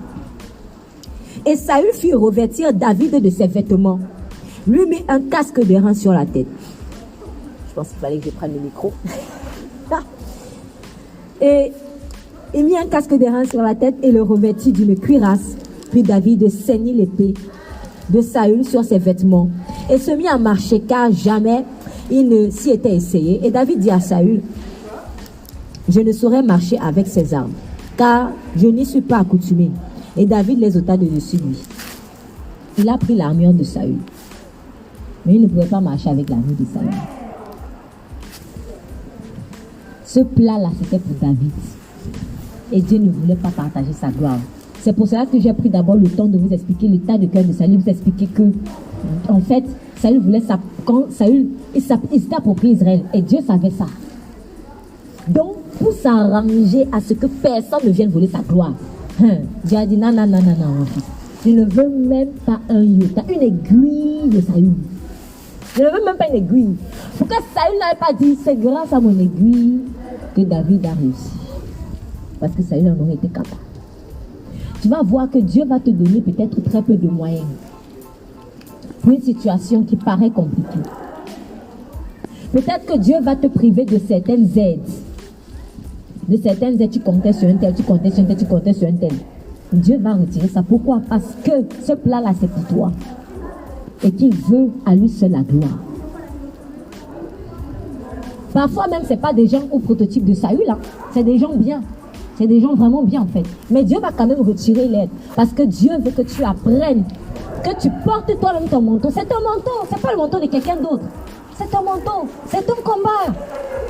Goliath, c'était pour David. Il y a des Goliaths qui sont pour toi. Ce n'est pas le Goliath de quelqu'un. Tu as été habitué peut-être à appeler de l'aide. Mais maintenant, c'est toi. C'est toi et toi seul. Il n'y a pas papa, il n'y a pas maman, il n'y a pas pasteur, il n'y a pas les enfants. C'est toi, c'est ton combat. Il n'y a pas ton frère, ta soeur. C'est pour toi. Dieu il y a un cas de délivrance à faire. Subitement, tu te dis, je vais d'abord appeler tel. Non. Parfois, là, oui, il y a des cas où il faut appeler, hein, par contre. Il y a des cas où il faut appeler. Mais il y a des cas où ce plat, c'est pour toi. Fais-le. Et tu verras que tu peux le faire. Tu verras ce que tu peux le faire. Maintenant, pire encore, quand tu as des gens prototypes de Saül, qui auront le culot de te dire, c'est grâce à moi. Ils en sont capables. Donc Dieu va s'arranger à ce que même Saül ne dise pas que c'est parce qu'il utilisait mon arme, c'est parce qu'il utilisait ma cuirasse, c'est parce qu'il utilisait mon épée. Non. Et je vais vous expliquer comment plus tard Dieu a fait exprès vraiment d'écarter Saül à tous les niveaux. Juste pour que la gloire revienne à lui. Donc, David n'était pas habitué à ça. Il a dit, moi je ne peux pas et tout. Mais en fait, derrière le je ne suis pas habitué, c'était Dieu qui était en train de retirer vraiment les armes de Saül pour que la gloire revienne à lui tout seul. Mais qu'est-ce qu'il a fait? Il prit en sa main son bâton, choisit dans le torrent 5 cailloux bien polis, les mit dans la panetière de berger qu'il avait sur lui et dans sa poche et s'affondra la main et s'approcha du Philistin. En fait, observez les armes de David. C'est les armes de berger qu'il avait l'habitude d'utiliser quand il était dans le désert. Et Dieu m'a dit ceci. Quand je te prépare dans l'ombre, dans le désert, à être mon berger, c'est avec les mêmes armes du berger que tu vas combattre les Goliaths. Ce qui veut dire que si tu ne laisses pas le Saint-Esprit t'entraîner à être berger, tu ne pourras pas y arriver. Parce que si je fuis les épreuves du berger, je ne pourrai pas combattre Goliath. Parce qu'en fait, ce sont avec les armes de berger que j'aurais utilisé dans le désert, que je vais encore utiliser en fait pour combattre Goliath. Ça ne va pas sortir de nulle part. On ne donne que ce que l'on a. On ne donne que ce que l'on a. Quand quelqu'un crée une entreprise, si vous observez bien, l'entreprise, c'est l'âme de la personne qui a créé. Comment elle réfléchit, c'est comme ça que l'entreprise fonctionne. C'est comme ça. Donc, soit l'institution que tu vas créer est le reflet de ton âme. C'est le reflet de tout ce que tu as appris. C'est le reflet de qui tu es. Donc, David était berger dans le désert de moutons. C'est avec les mêmes armes de berger qu'il avait l'habitude d'utiliser, qu'il a utilisé pour aller tuer Goliath. Maintenant, si moi, je minimise le travail ou la formation de berger de Dieu, je n'aurais rien. J'aurais quoi devant Goliath? Rien. C'est sa panetière de berger qu'il a utilisée. La panetière, c'est là où on gardait les provisions pour manger. Quand c'est un chasseur, c'est là où il met le gibier. Quand c'est un berger, c'est là où il met ses provisions quand il est dans le désert. C'est dans la panetière qu'il a mis les cailloux. Et j'ai remarqué un truc. Il a pris des cailloux. Il a pris des cailloux dans le Coran. Le caillou qu'il a utilisé. Or, on vous dit dans l'Apocalypse que je vais lui donner de la manne. Et après, quand il finit de parler de manne qui vient du ciel, il parle après pour le vainqueur de cailloux blancs. En fait, la manne là, c'est le caillou. Oh, la manne là, c'est la parole. C'est la parole de Dieu. Donc pour toi qui n'es peut-être pas dans un désert physique avec des bergers, des bébés physiques et tout ça, mais tu es dans une situation imagée où le Seigneur est en train de t'aiguiser avec sa parole, pour que tu apprennes à être profond avec la parole, pour que tu connaisses les mystères de certaines choses. Il a dit les choses cachées sont pour eux. Les choses révélées en fait sont pour l'Éternel, les choses cachées sont à l'homme. Allez chercher, il faut creuser. Tu as une révélation de ceci, mais tu peux aller plus loin. Ce texte-ci, je l'ai lu beaucoup de fois. J'ai même déjà prêché dessus, mais je reprêche dessus, mais avec une autre vision. De gloire en gloire. Ne te dis pas que, ah non, je connais déjà ce passage. Dieu me donne encore ça, ah non, encore ça, ah, Jean 3, encore Jean 3. Bon, ah non. De gloire en gloire. Si te donne Jean 3 10 fois, sache qu'il y a 10 couches de révélation sur Jean 3. Et ne te cantonne pas à la première révélation que tu as eue. Bon, je sais que dans Jean 3, là-bas, on parle de ceci. Je sais que dans... Non, c'est pas ça. Ce n'est pas que je sais. Relis encore. Plus tu vas lire, plus tu vas creuser. Plus tu vas lire, plus tu vas creuser. Et c'est comme ça que tes racines s'approfondissent. Quand Goliath va arriver, tu n'auras pas besoin de toucher sa sueur pour le tuer. Tu lances la pierre de loin. Sans le toucher, tu le tues. Sans se salir. Vite fait, bien fait. Tellement tu étais habitué à être profond. Tellement tu étais habitué à être précis. À viser. Parce que c'est avec la parole là que tu vas viser. La parole là, c'est ton âme.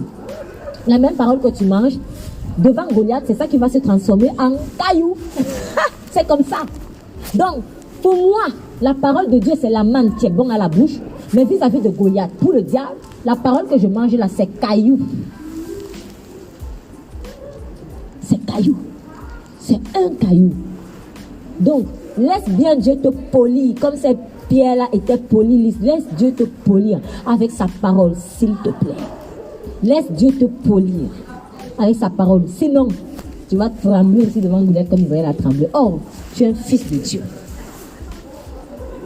Maintenant, il a aussi pris son bâton. Le bâton, c'est toujours le bâton de berger. C'est pour ça que Goliath s'est fâché qu'elle a dit, mais tu me prends pour un chien. Parce qu'il a reconnu que ça, ce sont les armes des petits bergers. Mais on ne donne que ce que l'on a.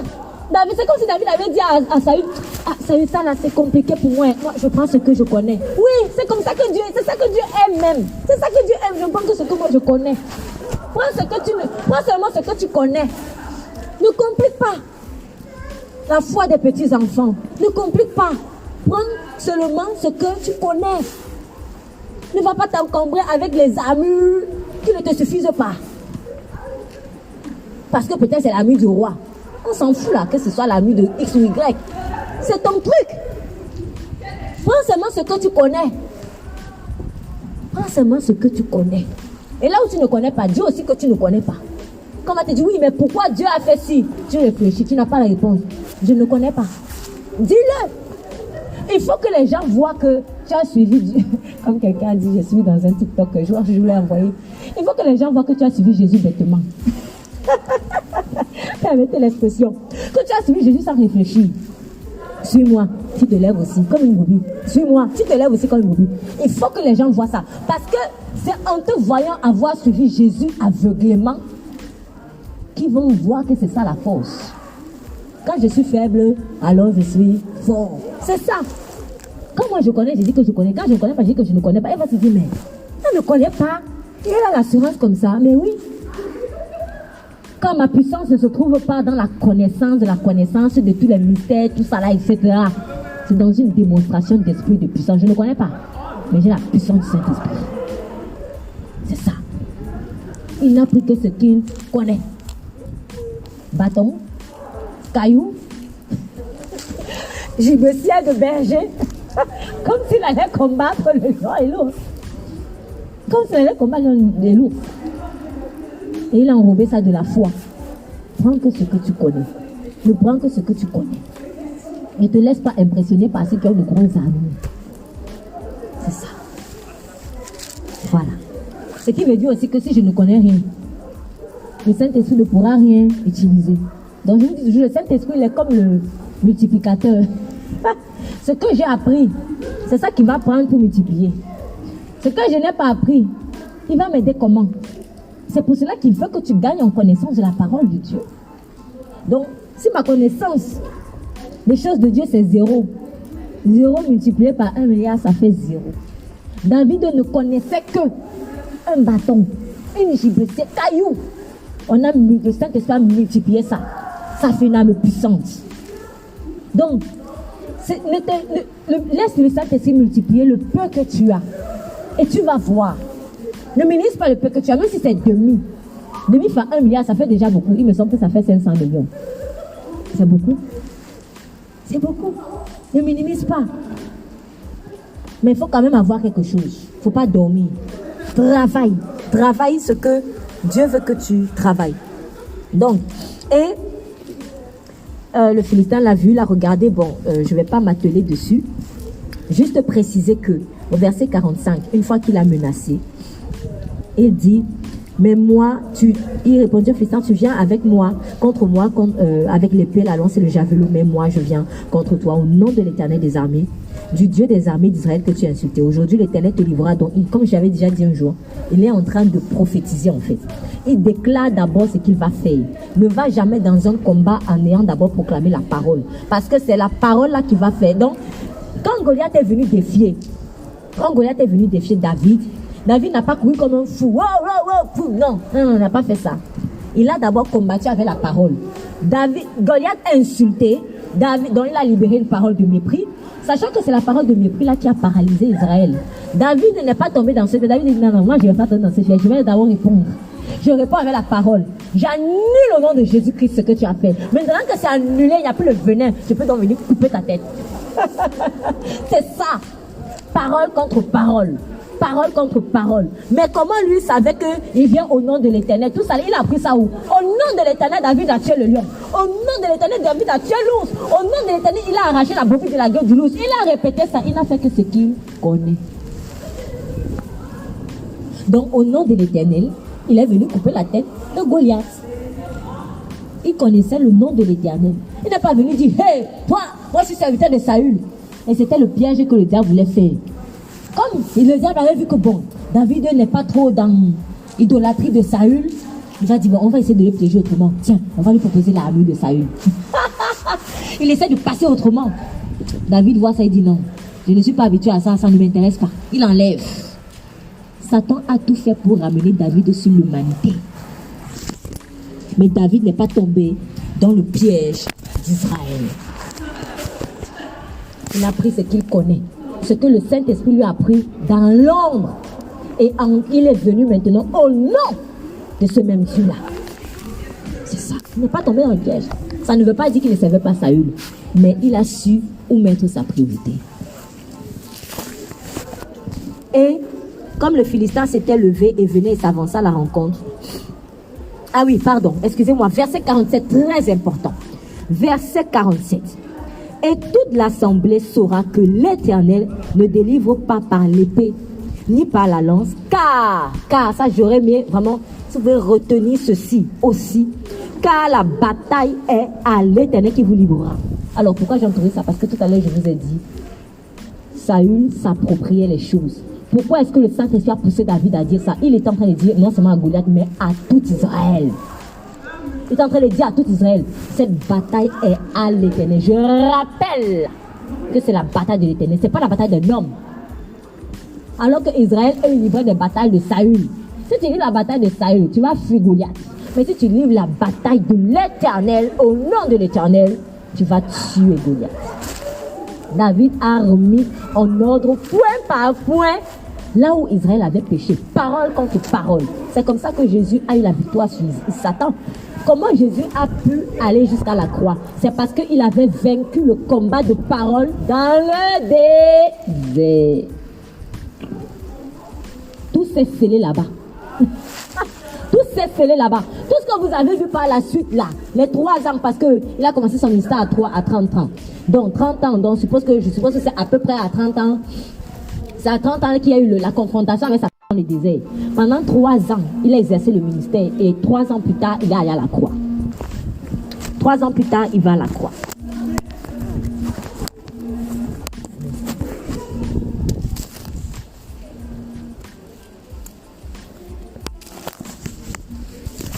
Trois ans plus tard, il va à la croix. Or, croyez-moi, les 3 ans de succès du Christ à la croix ont été, j'en suis convaincu, déterminés dans la victoire qu'il a eue dans le désert. Parce qu'il a fallu qu'il rétablisse les choses là où Adam et Ève avaient échoué. Parole contre parole. Satan venait le tenter. Si tu es le fils de Dieu, toujours pour une identité. Si tu es le fils de Dieu, fais ceci. Si tu es le fils de Dieu, fais cela. Si tu es le fils de Dieu, fais ceci. Jésus a eu la victoire sur la base de la parole. Le reste, c'était quelque part, presque comme une question de formalité. Quand tu as réussi le combat dans la parole, au niveau de la parole, le reste va se faire naturellement. C'est pour cela que David n'a pas confronté Goliath comme un fou comme ça. Oui, on m'insulte. Tu fais aussi, tu donnes les juifs. Non, non, c'est pas ça. On a donné une parole. Réponds sur la parole, la base de la parole que le Saint-Esprit te donne. Tu annules ça. Quand il a annulé, Goliath était vulnérable. Donc quand Goliath venait contre lui, là, c'était vraiment la folie. C'était vraiment la folie. C'était tellement facile que David n'a pas eu à le toucher. Et comme le Philistin s'avança, s'étant levé et venait et s'avançait à la rencontre de David, David se hâta et courut vers la ligne de bataille à l'encontre du Philistin. Alors David mit la main à la panetière, sa panetière de berger. Il a pris une pierre, il n'a même pas pris les 5, une seule. Il a lancé avec la fronde. La fronde avec laquelle on chasse peut-être souvent les oiseaux, ce genre de choses. Et la pierre s'enfonça dans son front. Il tomba le visage contre terre. David, avec une fronde et une pierre, fut plus fort que le Philistin et il frappa le Philistin et le fit mourir. Or, je reviens maintenant à l'armure. Or, verset 50, David n'avait pas d'épée en main. Verset 51, et David courut, se jeta sur le Philistin, prit son épée, la tira du fourreau, le tua et lui coupa la tête. Et là, au début, je me suis dit, David n'avait pas d'épée et il a pris l'épée de Goliath. Donc, ce qui signifie que quelque part, il avait besoin d'une épée en fait. Mais pourtant, Saül, au verset 39, lui a proposé une épée, mais il n'a pas pris ça. Il aurait pu prendre au moins l'épée. Pourquoi n'a-t-il pas pris l'épée? C'est comme ça que j'ai compris que c'est Dieu qui ne voulait pas de l'arme, d'aucune arme de Saül. Dieu a préféré que David utilise l'arme de son ennemi. Vous savez, Dieu est jaloux de sa gloire. Il est jaloux de sa gloire. Et il y a une idée qui me vient là. Parce que le véritable ennemi finalement, quelque part, le plus féroce, ce n'était pas Goliath, c'était Saül. Et oui. Souvent, le véritable ennemi, tu crois que c'est celui-là qui t'a coupé la tête, tu te dis, oh, enfin, c'est fini. Mais quand Goliath est mort, le véritable ennemi, celui qui lui a le plus fait de mal tout au long de sa vie, en fait. Enfin, une bonne partie de sa vie, qui l'empêchait d'arriver à la royauté. Qui essayait, parce qu'il n'a pas pu, qui essayait de l'empêcher d'arriver à la royauté. C'était ça. Donc Dieu ne voulait pas utiliser cette épée-là. C'est comme si c'était souillé. Quand tu vois souvent que Dieu t'éloigne de certaines personnes, mais Seigneur, pourquoi? Dieu a entendu des choses que tu n'as pas entendues. Dieu a vu des choses que toi, tu n'as pas vues. Dieu a vu des choses que tu n'as pas vues. Soit des choses qui ont été dites dans les chambres, dans les maisons, dans les cuisines, des commérages, des choses qui ont été faites, des projets machiavéliques contre toi. Parfois, ça n'a pas été fait maintenant, mais ça va se faire bientôt parce que l'état de cœur est déjà prédisposé. Dieu a vu ça pour te protéger. Il te dit, n'utilise rien de lui. Il ne prend même pas sa nourriture. Il y a même un passage où il dit, ne leur dites même pas bonjour. C'est faux, frère. Ah oui. Donc, je ne sais pas pourquoi je repense encore à ça, mais je crois que quelqu'un a besoin d'entendre aujourd'hui. Ne sois pas dans le sentimentalisme. Fais attention aux Eliab. Fais attention aux Saül. Fais attention à ces personnes que tu dis que tu aimes beaucoup, mais en fait, qui du jour au lendemain peuvent t'empoisonner. Ne soyons pas vraiment naïfs. Donc, David avait donc finalement besoin d'une épée. Saül lui en avait proposé une, il a refusé. Heureusement. Parce que si ça avait l'épée de Saül qui l'aurait coupé, la tête de David, la tête de Goliath, donc Saül avait dit, c'est avec mon épée. Donc, pour terminer, une fois il a pris la tête de Goliath, bon, on sait que c'est fini, il a gagné. Pour terminer, j'aimerais dire ceci. Dieu te prépare. Ça fait un moment on parle d'appel, mais Dieu te prépare. Il a des façons bizarres de préparer. bizarre par rapport à notre façon de réfléchir, mais sinon ce n'est pas bizarre, c'est normal. C'est nous qui sommes plutôt bizarres en fait, c'est nous qui réfléchissons autrement. Mais Dieu a des façons de te préparer à la royauté. Il t'a fait une promesse, il t'a donné l'onction. Devant peut-être témoins, certains témoins, pas tout le monde, mais certains témoins. Et même si c'était hors témoin, parce que quand Saül avait reçu l'onction, il n'y avait personne en dehors de Samuel. Ça aussi, c'est un exemple de faire les choses dans l'ombre. Voilà. Donc, il n'y avait que Samuel, il n'y avait pas une autre personne. David, au moins, il y avait les frères, la famille. Voilà. Donc, Dieu, il te prépare souvent dans l'ombre. Et il a une grande vision. Et il faut que tu prennes le temps, comme lui, vraiment, de connaître la grande vision qu'il a pour toi. Parce que Goliath, ce n'était pas une fin en soi. Goliath, ce n'était qu'une étape. Mais Dieu préparait David à la royauté. Or, la royauté implique beaucoup de choses. Dieu préparait David à la royauté en lui confiant certaines tâches. La tâche de berger des brebis de son papa. Voilà. Parce qu'un roi, c'est un berger. Un président de république, c'est un berger du peuple. Franchement, c'est la vérité. Il nous conduit. Il doit avoir une âme de père, en fait. Une âme de berger. C'est ça. Donc, Dieu veut t'emmener dans des sphères où il faut que tu aies un certain cœur. Donc, il préparait le cœur de berger avec les brebis de son père. Ensuite, il préparait David en combattant l'ours. Il combattait David d'être un guerrier. Donc, David a combattu les ours et les lions. Il devenait un guerrier comme ça. Sachant que de guerrier, il est passé à vainqueur de Goliath. De vainqueur de Goliath, il est passé à général d'armée. Parce qu'on vous dit, dans le chapitre, nous sommes chapitre 18. Chapitre 18, verset 5. Et David allait en campagne. Il réussissait partout où Saül, parce que quand Saül a vu ça, Saül a commencé, on a commencé à lui donner des petites missions, des missions d'armée en fait. Donc, partout où Saül l'envoyait, et Saül l'établit sur les gens de guerre. Dans notre version, il l'établit chef de son armée. Donc, quand tu es en train de combattre les lions, les ours, tu te plains. Il ne faut pas se plaindre. Dieu est en train de te préparer à être un chef d'armée. Parce que c'est même dans certaines constitutions, le président de la République, c'est lui qui est le premier soldat en fait. C'est lui qui est le chef de l'armée en fait.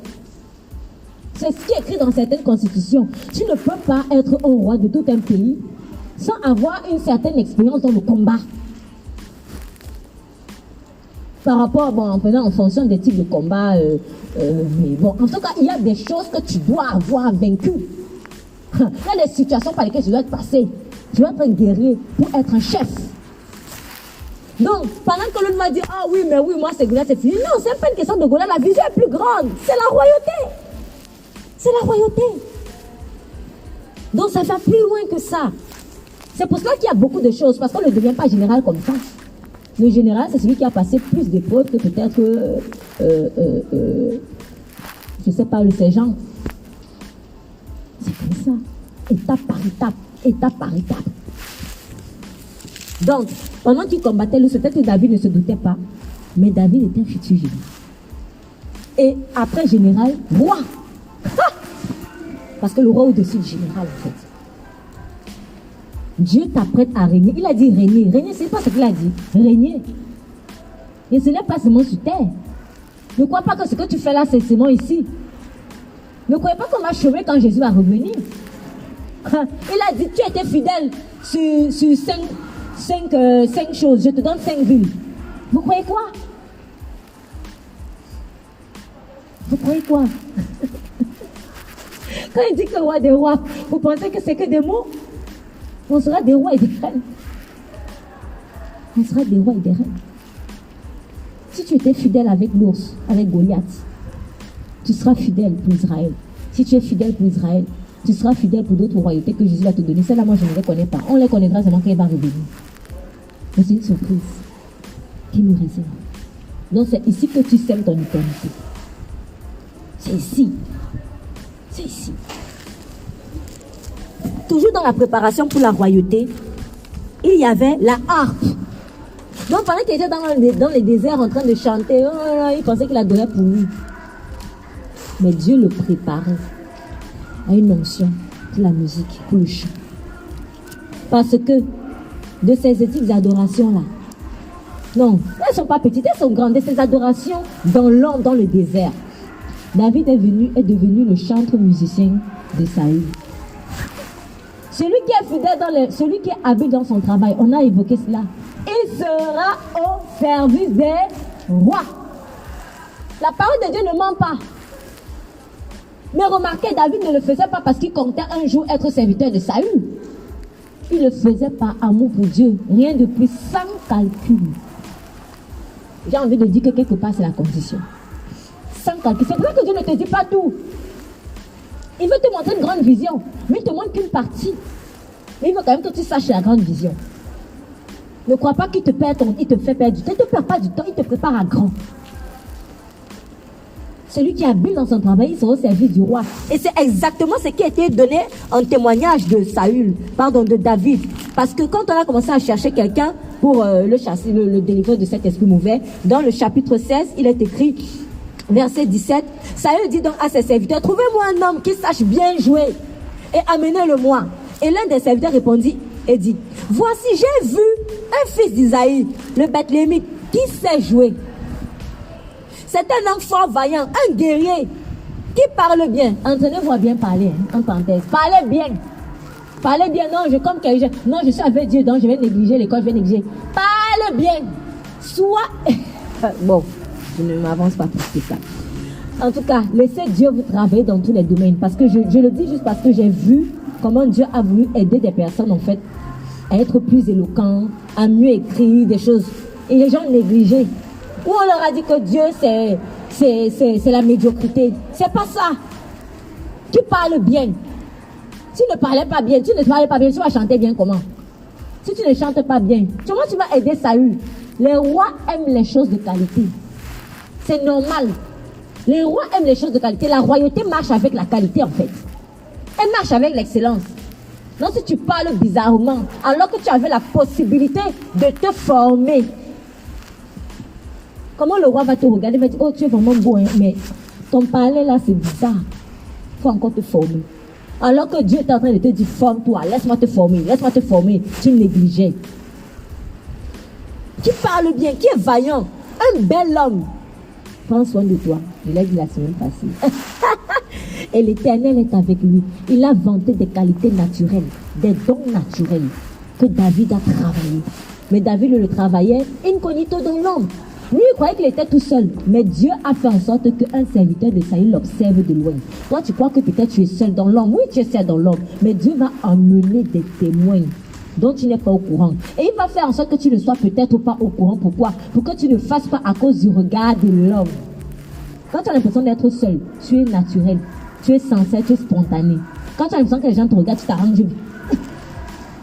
C'est ça. Il y a des gens qui te regardent. Fais attention. Il y a des gens qui te regardent, mais fais-le par amour pour Dieu. Fais-le par amour pour Dieu. Donc, David, il a commencé avec la harpe. Il a fini serviteur de Saül. Le serviteur de Saül, quand il est devenu roi, c'est lui qui a établi les chantres dans la maison de l'Éternel. Donc, quand tu es roi, c'est normal que tu aies aussi des connaissances en musique. Si je suis roi, je pourrais parler au ministre de la musique, de la culture. Je pourrais parler au ministre du sport parce que Dieu m'a formé là-bas. Je pourrais parler au ministre des armées parce que Dieu aussi m'a formé un peu là-bas. Bref, multicasquette. C'était son cas. Quand tu vas te plaindre que, oh Seigneur, mais je fais beaucoup de choses, Dieu ne te peut pas multicasquette. Pourquoi? Parce que tu es un roi.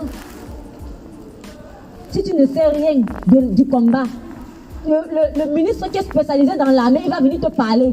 Tu ne comprendras que dalle. Mais si tu sais un tout petit peu de choses, tu vas un peu te comprendre. Même si tu n'as pas tous ces que lui, mais tu vas un peu comprendre. Le ministre de la culture va venir te dire, oui, la musique a monté et descendu, toi tu ne comprends rien. Alors que Dieu lui te formait avec la harpe. Toi tu me négligeais la harpe là, alors que la harpe là, les chants là, c'était parce pour que tu aies des connaissances. Et il n'a même pas été seulement que, il n'a pas eu que des connaissances, lui il était auteur-compositeur. Aujourd'hui, n'est-ce pas, on chante encore dans nos chansons les psaumes de David. Donc David en fait chantait. Ce n'était pas que pour Saül, c'était pour des générations. Père d'une multitude. Père père d'une multitude de générations. Voilà à quoi Dieu t'appelle. Voilà à quoi Dieu t'appelle. Alors, je ne sais plus si j'avais noté autre chose. Donc, en tout cas, tout cela en travaillant, bien sûr. Donc, Dieu a préparé armée, tout ça, tout en travaillant son caractère, la dépendance à Dieu. Donc, au-delà de ça, David avait quelque chose de plus, c'était vraiment qu'il savait dépendre de Dieu. Que nos cœurs soient comme ça. Et que vraiment ce cœur de berger qui finalement est un cœur multicasquette, c'est un cœur multicasquette, qu'il nous soit communiqué, que nous puissions l'accepter, que nous puissions recevoir cela parce que Dieu nous le donne. Et que nous le recevions. Père, au nom de Jésus, je te remercie pour ton message et je te prie pour que vraiment toute personne qui écoute ces paroles, qu'elle reçoive le cœur du berger, qu'elle ne s'inquiète plus, Seigneur, du temps prolongé que prend peut-être la formation dans l'ombre, parce que tu nous prépares à des choses grandes. Je te bénis, Seigneur, de ce que tu consoles quelqu'un qui est en train de pleurer en ce moment, qui ne comprend pas ce qui se passe. Je te bénis, Seigneur, de ce que tu l'encourages et que tu l'aides à avoir une vision large, comme toi-même tu as une vision large. Dans le nom de Jésus, nous prions. Amen.